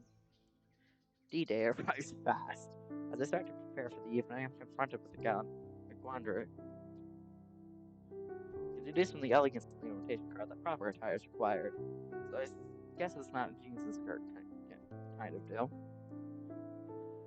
I don't own anything remotely appropriate for this kind of occasion, but after rummaging through my wardrobe and my other room, I find two dresses that might be suitable. I just can't choose. On one hand, there's a long empire line dress. I suspect it was more to my grandmother's taste and criteria of elegance. To be honest, I can't imagine my mother wearing this by choice. It's pale blue, color that generally suits my complexion. The other option is a black shirtless dress, short and tight fitting. Totally see my mother wearing this, exactly the kind of thing she would have worn for nights out. Unlike the blue one, it leaves very little to the imagination. Between the bare shoulders of length, or rather lack of length to the skirt. What should I choose?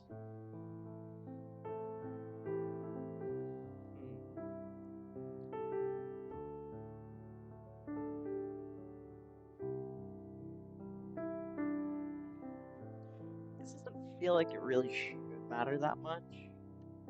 Long blue dress. I keep on going for this one. These are most of my choices go to the sun.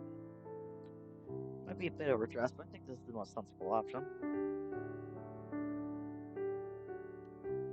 I've dealt with the dress, I just need to start out my hair. Put it into an elegant updo and add a touch of makeup, and I'm ready to leave. It's already late when I leave the house. Climb into my little car, and a few minutes drive later, I'm there. Town Hall Gardens are magnificent. The trees rope in flaming colors of fall. There are already a lot of people gathered in small groups, glasses of wine in hand. Yep, that sounds fitting. The guests are all dressed up to the nines. The event looks more like a lavish wedding than a gathering of small country village. The Altaires clearly didn't balk at the expense. I barely have time to ask for a cup of champagne at the buffet before I'm approached by a large man in a black suit. This goes followed by a tall, body blonde woman. It's reasonable to assume she's his wife. Ooh. Ah, good evening, young lady. Must be the castle's new owner. I'm glad you came to our little party. I must confess, I've been eager to learn a bit more about you. Let me introduce you to my wife, Clotha de Montagne. Good evening, Miss Delator. Daphne, pleased to meet you. Crazy handshake contrasts sharply with her husband's bonhomie. Bonhomie? What? I can read a mix of contempt and distaste in her eyes. Odd. Looks like my daughter, Celine, has been ambushed by old Mr. Maury. He his hand toward a pretty young blonde woman across the path. She's leaning down to an old man in a wheelchair. It's caught her by her wrist and seems determined to hang on to her as long as decency allows. As for my son, I believe you've already met him. Yes, I have. Well, now that we're done with the introductions, let me get to the point. I must tell you my invitation wasn't without an ulterior motive. As you'll see for yourself later, during the opening ceremony, we were very concerned about the preservation of our cultural heritage here in the village. As you may have heard, our relationships with your grandmother were, how can I put it, strained. Yes, I had heard that. Imagine your maintenance costs at the castle must be quite significant. If you would agree to open it up to visitors a few times a year, town council may be able to help you put out some of the expenses. Hmm.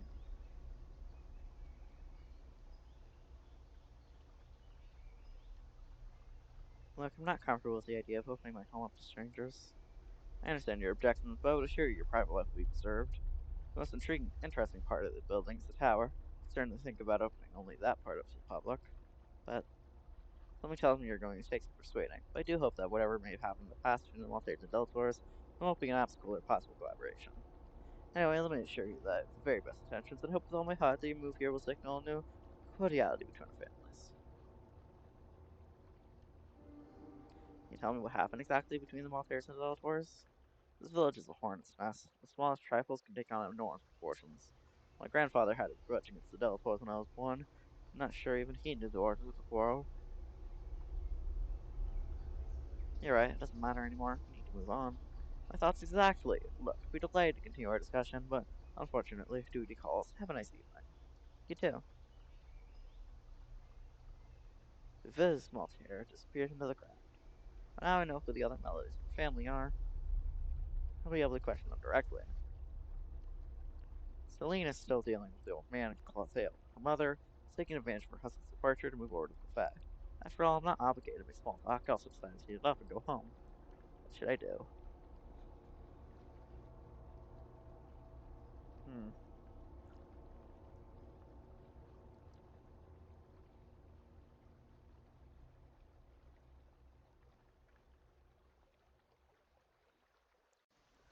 I may or may not have already forgotten which one is which. I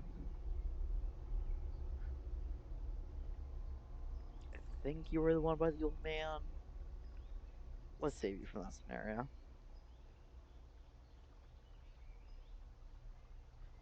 Clothilde Mater is chatting with a group of smartly dressed people. A vague smile plays on her lips. Her face is hard to read. Is she reluctant to attend this function? Or is the distant haughty attitude part of her natural personality? Seeing me approach, she apologizes to her guest and takes me aside. Miss Maltaire. Listen, girl. I'm talking to a doctor's in town and his wife. You've been raised with such lack of basic manners. While I hope you'll excuse my bluntness, I'm afraid I've neither the time nor the inclination to treat you otherwise. So if you don't mind, I'll go back to my guessing you. I don't know, enjoy the buffet maybe? Wish you a good evening. I'm dumbstruck as Clisted turns away and returns to her conversation. I didn't imagine she would be so hostile towards me. Well, that was the wrong one.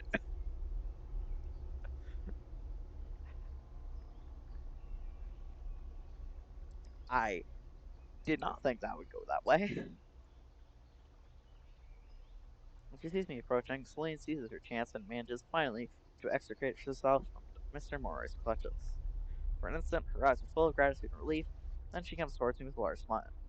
You know, she dapped me down to her. Celine Maltaire, Stanislas's older sister, pleased to meet you. Pleasure's mine. I was looking forward to meeting you. Stan told me you were delightful.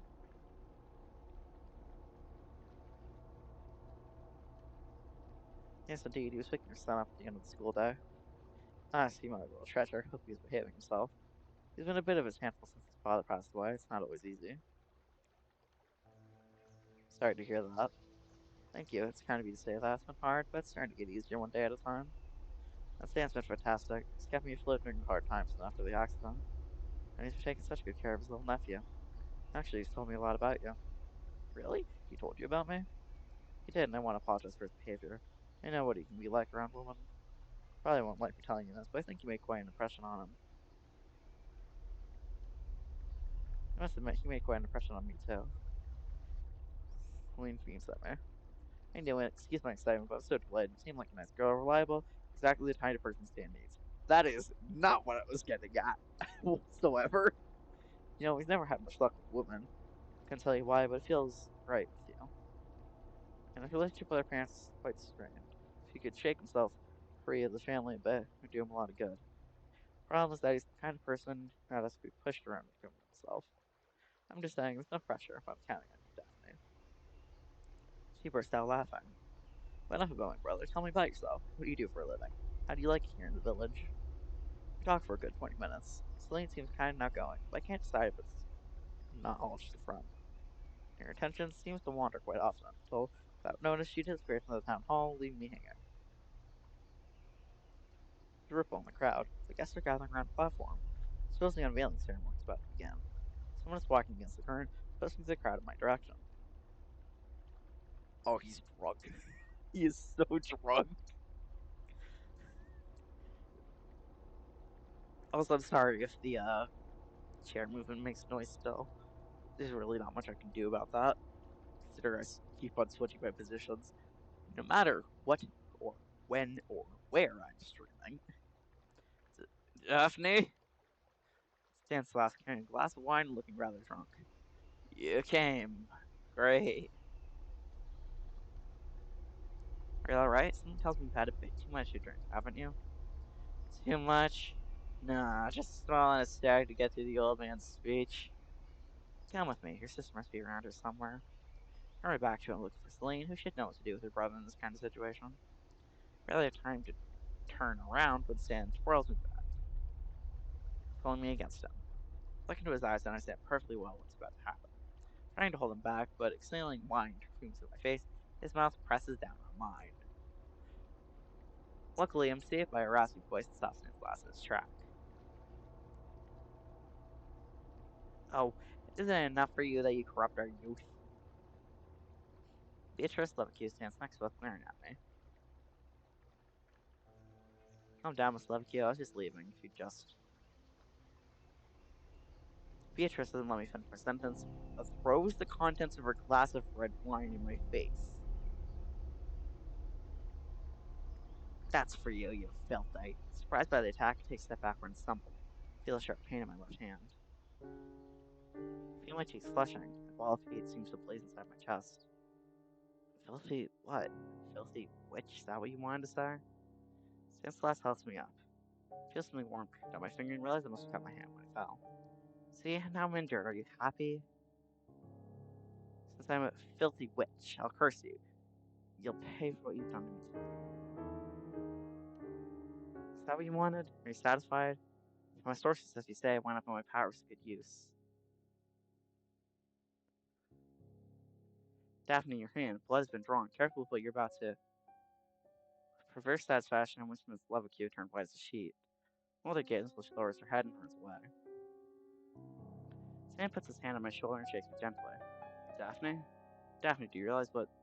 I'm off exasperated. Enough now, leave me alone. Start to the bathroom and clean up my wound, wipe the wine from my face, and most of all, try to calm down. The distance on the platform, the Oswald Terror is taking the microphone and is about to speak. My dear friends, neighbors, and fellow citizens, we come together to celebrate the start of the fall season. As you all know by tradition, this time of year is dedicated to reflection and remembrance. It's time when we think of those dear to us that have moved on who wait for us on the other side. It's also the time of the offering when we pray that nature and her invisible entities bring us the wild, mild winter. That's why our craftsmen work so hard all summer in preparation for the celebration so that today we can present to you the fruit of our efforts. As we leave summer behind us to enter winter, this time of offering, as I said, seems like the ideal moment to renew our pact with the protectors. Though the visible forces that have allowed tradition to survive century after century, not to disappear at the whim of invasions and external influences, and who bring us good fortune, happiness, and prosperity every year. So I'm proud to present to you, in this physical representation of our pact, this statue, symbol of our community that was worn down by the years and the weather, has now been remade by the masterful hands of our exceptional local craftsmen. Ladies and gentlemen, let me present to you the Sphinx.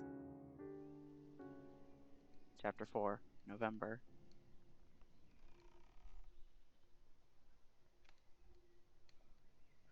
She was transferred to intensive care last night, and she died this morning. The doctors did all they could, but they said her chances of survival were very slim. How did I get here? We're already well into November, yet it feels that the cocktail party happened just yesterday. When Villas Maltaire unveiled the statue of the Sphinx, it looked exactly like the one I saw in my dream. It's as though it was struck by lightning. It felt like the ground shifted beneath my feet. I doubt it. All the stories about witchcraft, everything I've learned about my family so far, could they bring me truth to them? Fortunately, I quickly got a handle on it. My students, my classes, all helped me stay anchored in reality. Frank went back to the city 3 days ago. He asked the supervisor who works there. He told me he'd be away until the end of the month at least. Surprised when he came over to tell me he was leaving. Made me realize I hadn't seen him for a long while. I don't know what to think about this long trip, though. Maybe he's thinking of leaving the village for good? Then Stan tried to call me. Rather, my voicemail has been completely deluged with messages. He begged me to pick up the phone, though we had to talk. I didn't dare answer. I don't know what would happen if I gave him a chance. Miss Deltor? Are you alright? You look upset. What happened exactly? How did she get in that accident? Here's what his sister told me. Patrice Lebeque took the Cliff Road to pick up his son, John Batiste, after his soccer game. The car seems to have skidded on a patch of ice. It's terrible when I think of her son. Yes, as his class teacher, I count you to be watchful. Jean Baptiste is going to need our support to get through this. Also, I'm sorry to talk about it under the circumstances, but I did want to see you anyway. I know you're only here as a substitute, but we're very happy with your work so far. As you might have heard, Mr. Galvin is retiring next year. If you're interested, his post could be yours. Well, I might have to pull out all the stops at the academy to convince them we'd have to keep you during the transition period. So I wanted to make sure that you're interested in a permanent job here at the school. I'd be delighted. Excellent. That's exactly what I wanted to hear. Miss Delator, I can't guarantee you Mr. Gallows post, but I'll do my very best to keep you with us. As for you, don't change a thing, and we'll talk again soon. Thank you so much, Mr. Chestnut. My pleasure. Well, I've been over what I wanted to discuss, but may I ask you something a little personal? Of course, I'm listening. Stop me if I'm wrong, but how can I put this? There's talk in the village. Now you had words with Mr. Slavicu at the cocktail party. Did you by any chance? I don't know quite how to put it. Well, let me just come straight with you. Do you by chance, and reiterate by the chance, have any responsibility for Miss Slavicu's accident? Absolutely not. Miss Chestnut, I understand the people of this village may harbor some romantic notions about my family, but you, of all people, I didn't know you shared these beliefs. If you're concerned about the influence of these superstitions on my efficiency as a teacher, let me put your mind at ease. I'm a woman of science, so I don't give any credits to these beliefs, and I assure you that my teachings is in no way impacted. There was no question. In that case, I don't see why we're talking about it. Is there anything else, Mr. Chestnut? Well, no, there isn't. Let me wish you a very good day, sir. Skeletor. So today hadn't been emotional when I got to the castle. I discovered a sports car parked in front of the house. Of course, I already guessed the identity of its owner. Walking into the hall, I found Stanislaus let himself in and sipping a glass of whiskey as he pursues the family portraits. My heart beats a little harder upon seeing him here in my living room. I feel a bit foolish and try to get myself together before I speak to him. What if I offered you a drink, but it looks like you've already taken the matter into your own hands. It was open, so I left myself in. I'm not sorry I stayed up in tender hooks for some time. I'm already on my second refill. I thought school teachers finish work much earlier, don't they? I was held up. Daphne, we need to talk. Looking at the state of my voicemail, I guess you'd come over sooner or later. I'm listening. For all that's happened, I had to warn you. You need to know about our families, the village, and everything else. Sit on the sofa, ignoring the armchair on the other side of the coffee table. Senseless sits down beside me. If I can blame the alcohol for his behavior at the cocktail party, I can't continue to ignore the strong signals he's sending my way. Stan takes a deep breath and begins. Of course, there's my father, his projects and the old quarrel with the Delators, and the sick exception of the tower. When I heard about this Patrice Levicu, that's when I realized the situation was urgent. When I watched you do what you did at the cocktail party, remembered everything I'd heard since I was a child, all those unbelievable stories of witchcraft. I had any real proof any of it was true, but when I heard she was dead. Well, it's been haunting me all day, I had to tell you. I have to know, so I'm just gonna say it online. Did you know what you were doing back there? Don't tell me you give credit to these stories about witches too. Don't you think it's disturbing? Mature Slavic died in a car accident. There's nothing magical about black ice for God's sake. Daphne, it's been, what, 3 months since you arrived? I don't see how that would change the fundamental laws of physics. I was born here. I've been listening to the stories for 30 years. It's neither the first inexplicable accident nor the first strange occurrence I've encountered. Very well, let's say for the sake of argument that I did curse Slavicu. Do you realize that means I killed her? That's not what I'm saying. You didn't know what you were doing. Perhaps, but try to understand this witchcraft stuff goes against everything I believe. And yet, if any of this is true, I'm responsible for the death of the mother of one of my students. I'm overwhelmed by emotion. Really has been holding my tears back as the director broke the news to me. Bursting into tears, Stan takes me in his arms. I let him. It warms my heart to feel strong arms around me. I don't know, could this be against all odds more than a crush? A few minutes later, I tremendously burnt away the last tears. When he's sure, excuse me. When he's sure most of the storm is behind us, Stan gently lets go of me and looking me straight in the eye while holding me by the shoulders, he says, "Please forgive me. I've been terribly inconsiderate. Of course, you couldn't have known what would happen. I keep forgetting you're not from here. And besides, no one told you what's happening in the village. So please, I beg you, don't feel guilty. It's us, the Malters, and others around here should feel guilty for not warning you. Something to tell me? I'm afraid I do. Father made you an offer at the cocktail party, didn't he? Well, yes, about the tower, right? He wants to gain access to it, if I understood correctly. Exactly. He hasn't come to see you yet. It's because he's building his case for the town council. He's got Celine on it, and got it working day in and day out. Or Celine. He wants everything settled before he tells you his plans. What can he really do to me? The house is legally mine. He can't just throw me out like that for no reason. Hey, but I assure you, it's no joke. Whatever happens, you mustn't accept it. Why do you want me to refuse so much? I know, Vez. Like or not, I've been dealing with him since I was born.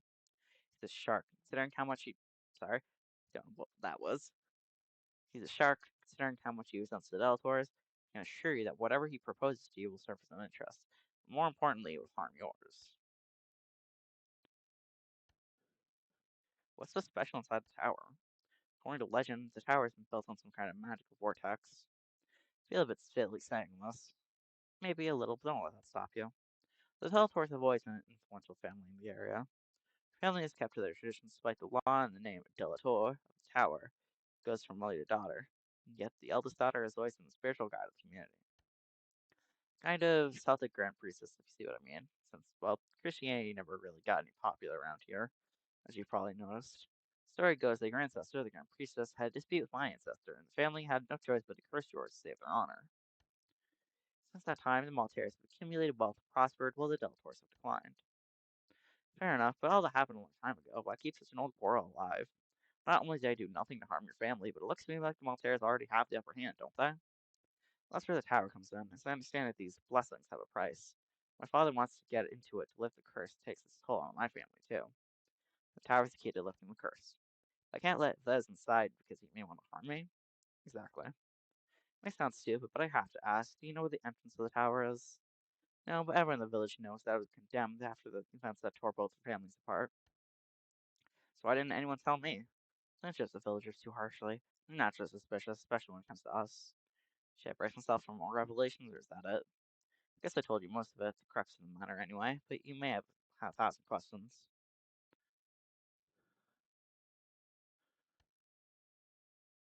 Your family, I'm curious, can you tell me more about them? I think you've already grasped the nuts and bolts. First was my parents, who hasn't died. Our relationship's been distant since I've been old enough to understand how they think. What do you mean? Hmm. How can I sum up the Maltaire method?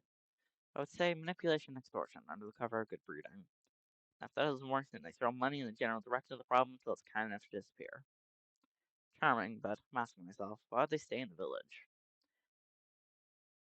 Hmm. I mean, with so much wealth, they could live anywhere, couldn't they? You mean somewhere less remote?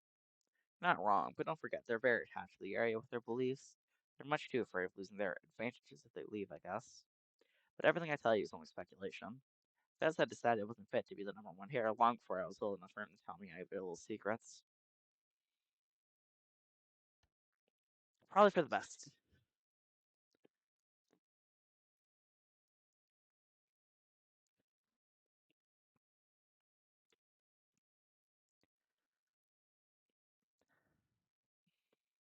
Okay, how do I turn off Steam pop-ups? I've seen Curb play like 20 different games in the last like hour. Literally, in the last 5 minutes alone, he's booted up Town of Salem 3 different times. I'm just gonna quickly check. Is that a thing in the Steam settings I can use to turn that off?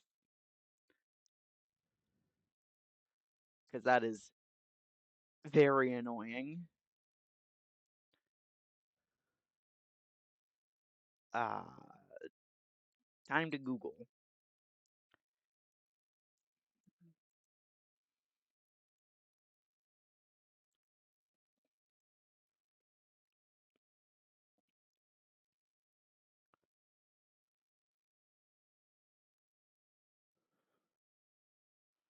Uh, friends.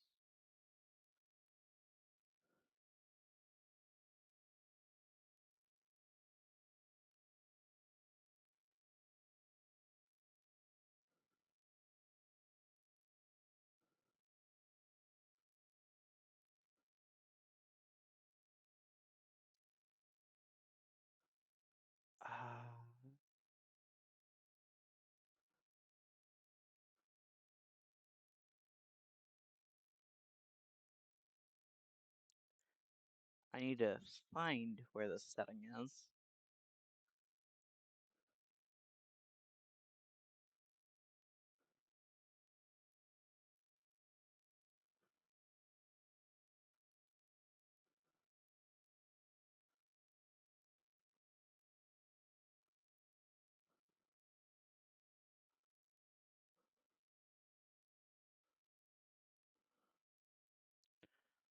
Oh, there's the.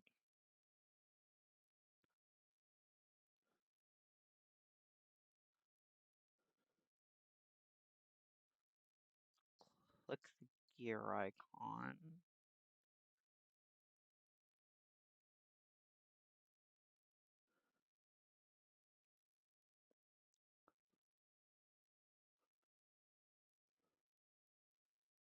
There is no gear icon. What the?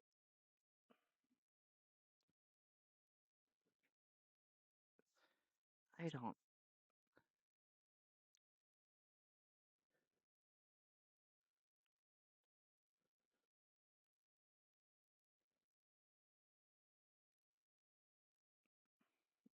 It's. Why is it player specific?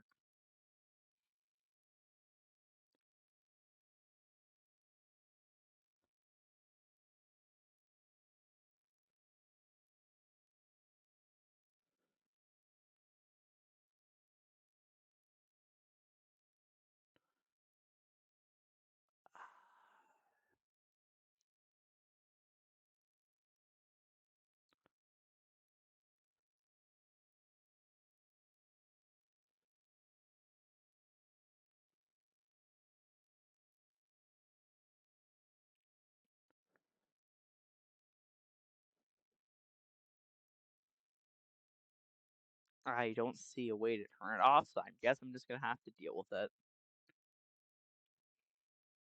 If it gets too annoying, I'm just gonna DM him about it. Anyway, back to the game that I've been playing for the last hour and a half. Haven't you ever thought about leaving? Of course I have, but Celine and her son are stuck here. I can bring myself to leave them alone in the belly of the beast. Sure, that makes sense. Besides, strongly suggest my father is, to some degree, responsible for the death of Celine's husband. A good accidental death just the way he likes her, whether it's supernatural or not. For all, seeing as how his own son wasn't up to the task, he needed an heir to pass his fine values on to, right? But that's awful. Welcome to my world, of course I'm doing my best to protect Pierre from all this. I'm afraid I'm fighting a losing battle. He adores his grandfather, of course. With good reason. He can be a very charming guy when he wants to be. As for Celine, she's always been kept out of it. She's always been the perfect daughter, and my parents, with their traditional values, didn't have any ambitions for her. Yeah, sounds about right. I think all they wanted for their daughter was a good marriage that would preferably help the family affairs. Stops talking, his eyes far away. Lost for words. Finally, he breaks his hand before it becomes awkward. Well, that's it. Now you know everything.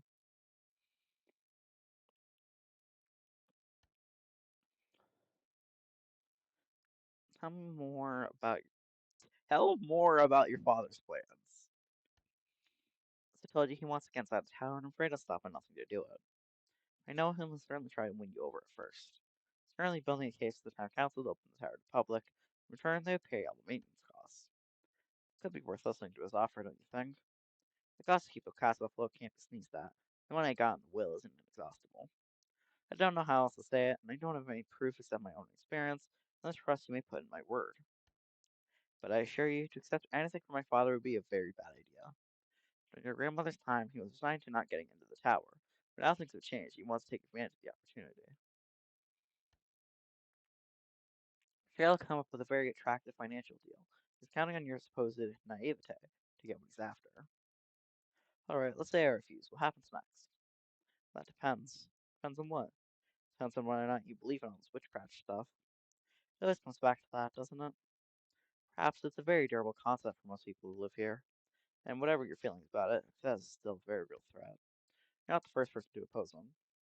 But you've got a few cards up your sleeve that might make you the last. Yeah, okay, I can just avoid asking about him specifically. Because, no offense, but douchebag, you literally went for a kiss. Hell to the no.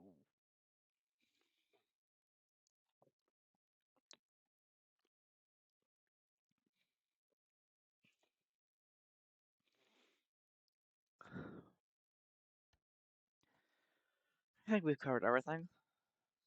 There's still something I want to talk to you about. Seeing his eyes, what kind of subject we're about to discuss. On one hand, Frank's still in the picture, but on the other, where's the risk of seeing if it... No. I like how the path that I've been taking has been primarily sun. That was a sun choice. Meaning, objectively, that was the correct choice. I know what you're about to say. Thought I was clear. Sorry, but spare me the "it's not you, it's me" speech. I got it. If you change your mind, you know where to find me. Days go by. Still nothing from Viez Monterre. Must admit, finding out this plans has left me in a state of permanent apprehension. Try not to worry about it. Sorry. I mean, really, what's the risk? Sorry. Actually, since the mic is so close, you might have actually heard that. Sorry.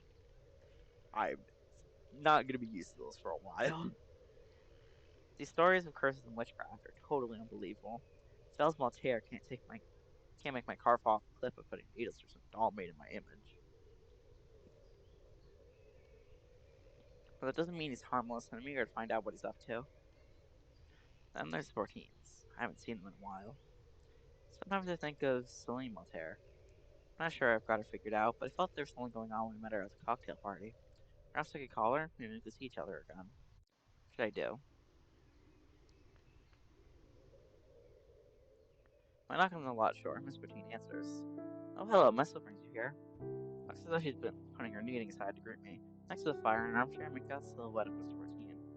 He looks at me over his newspaper, the local news, puffs on his pipe as I enter the room. He nods me a greeting. I was just passing to see how you are. It's been a while since we saw each other. Yes, it has. Time flies.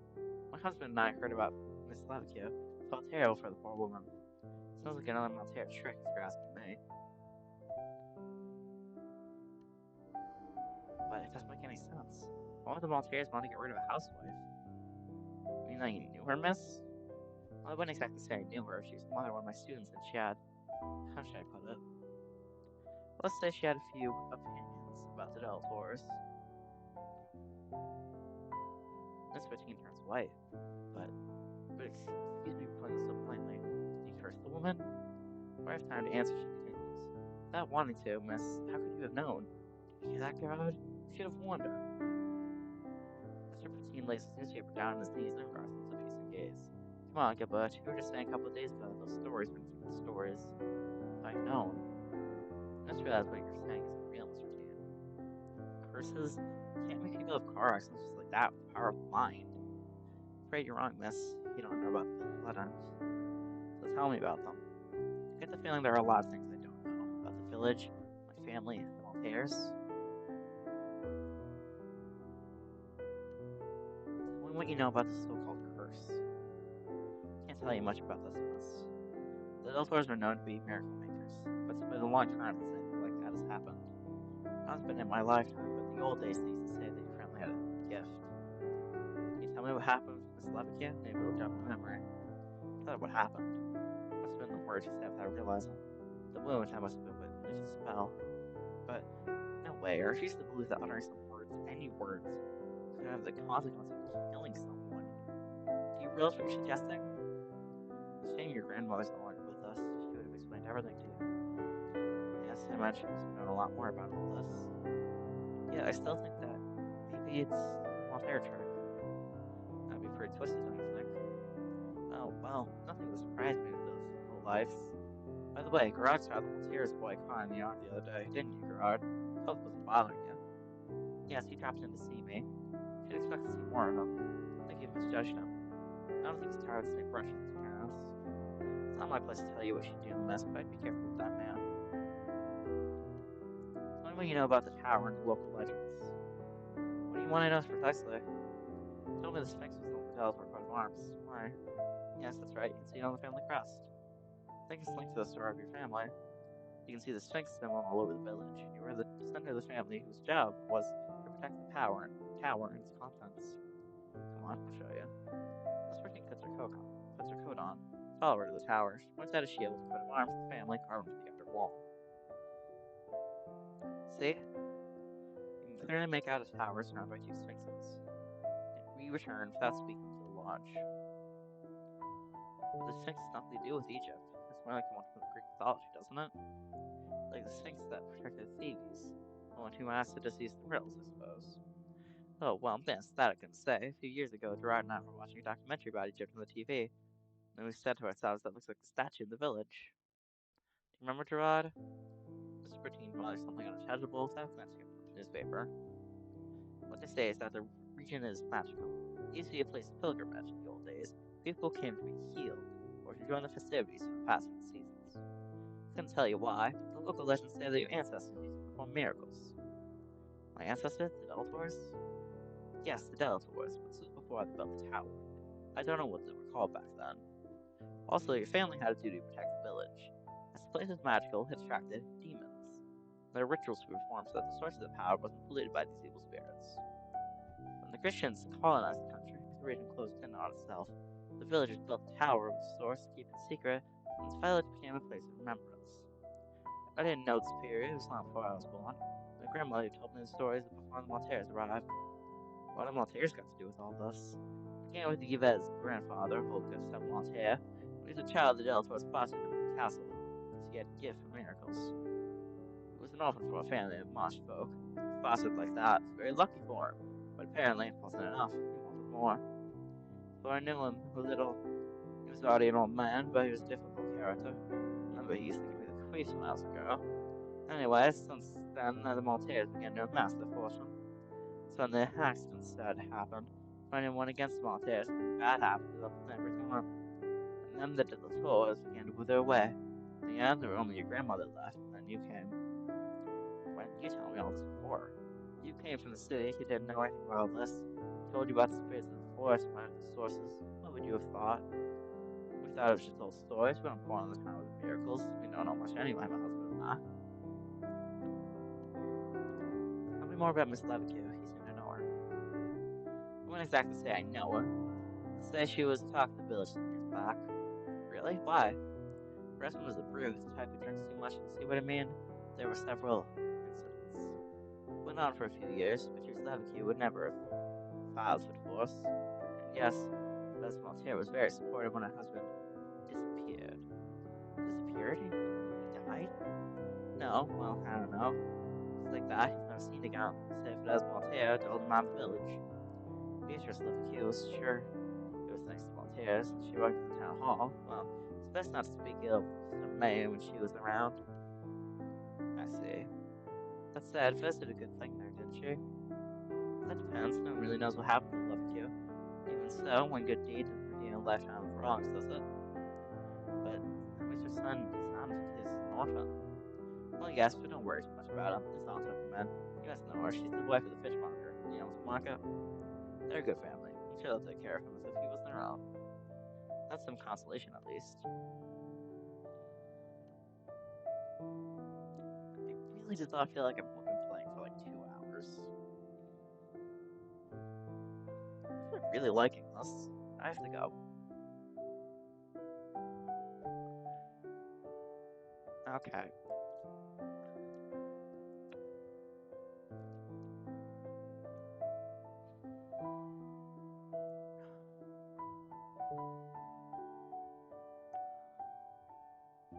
Sorry if I sound stuffy, by the way. I it just suddenly feels like I just became stuffy. It's weird. So, now you know everything. Well, Rob told her everything, didn't we? Sebastian puffs on his pipe, thinking, and nods in agreement. My wife and I, we're just the Bordens. We were never in the know. Your grandmother, she could have told you, weren't you? But everything you told me, it's pretty hard to swallow. The curse, the magic source, the evil spirits. Whether you want it or not, it's in your blood, miss. It's your inheritance. What should I do next?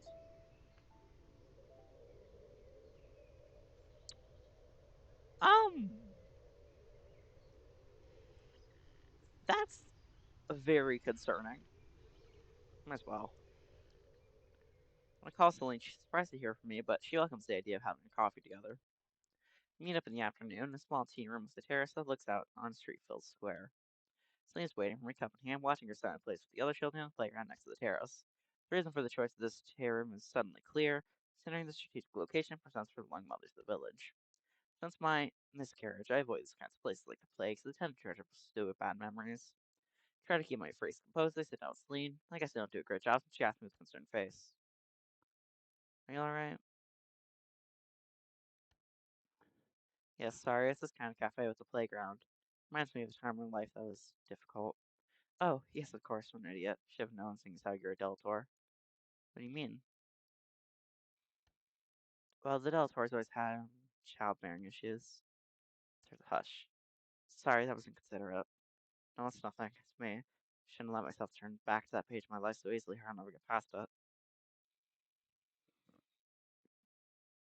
Hmm.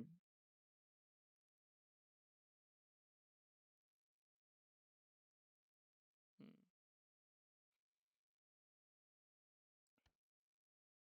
But what do you mean about the Delators always had childbearing issues? Something they say in the village, on the local stories. Seems that the Delators, in exchange for being the spiritual leaders of our community, had to pay a kind of tribute. That tribute was the sacrifice of the firstborn of each generation.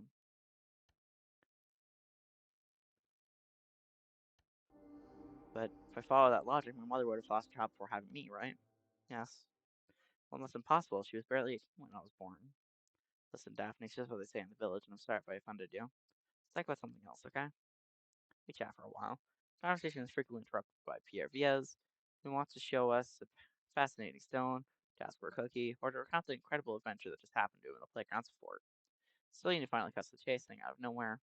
So, now we've through all the niceties, we can get to the real reason you called, don't you think? Fairly sure Stan told you about my father's plan. You want to ferret my information, don't you? Conversation has suddenly become a minefield. I need to choose my next words very carefully. Hmm.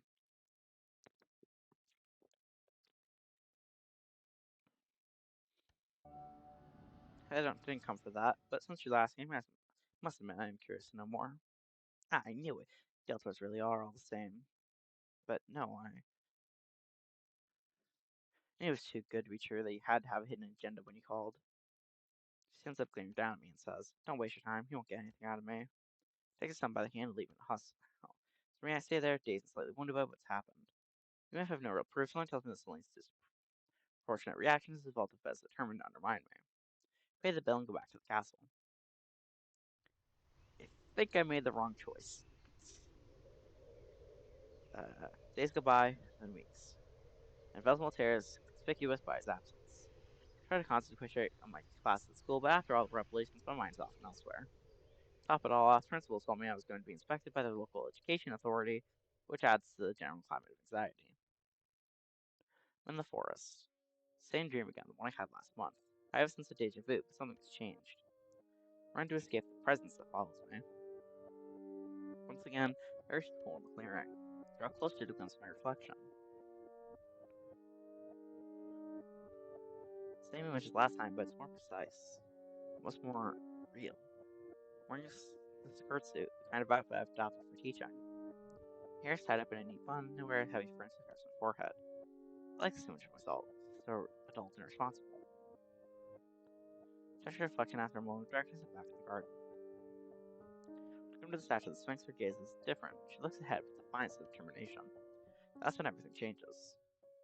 Driven by the strength and stability that seems to emanate from the statue. This time I don't let myself fall in the darkness. This time I find the courage to turn around, front the Sphinx stairs, her gaze immovable. That's when I see the beast for the first time. We watch each other for a second that seems to last forever. Then the beast hurls itself at me. At that moment, its claws are poised to lacerate my belly. I shudder awake.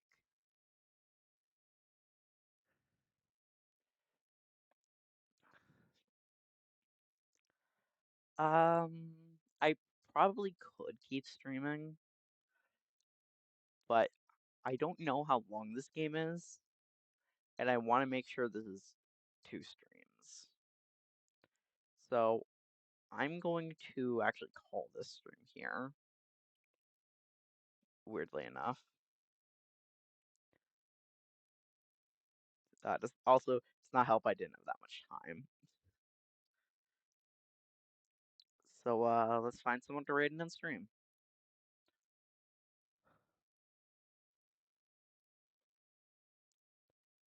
Okay, firstly, is there anyone on my follow list who I want to raid?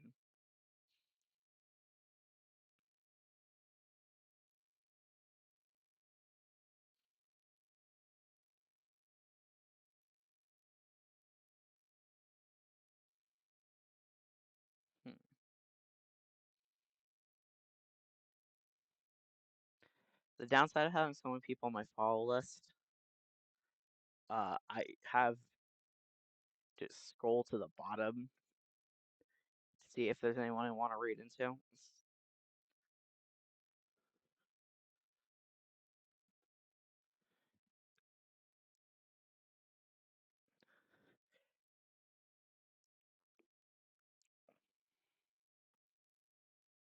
Okay.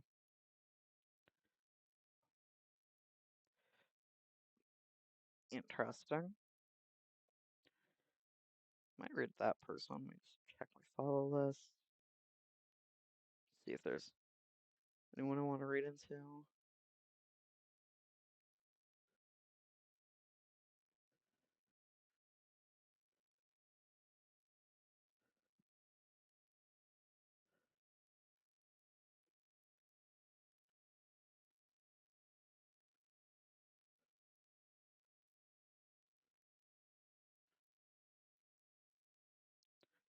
Let me just double check that you are actually live.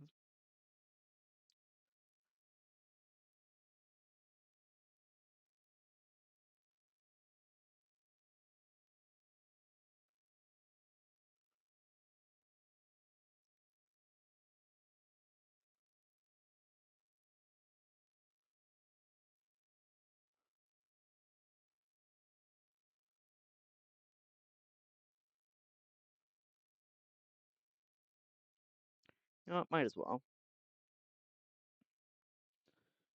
Let's read.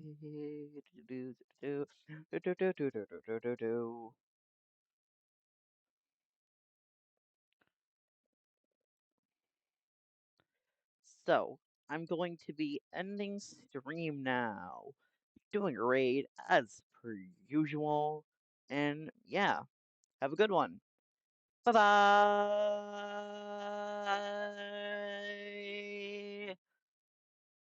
Wait a bit, just because I want to make sure that raid things so there's a chance to catch up. And have a good one. Bye bye.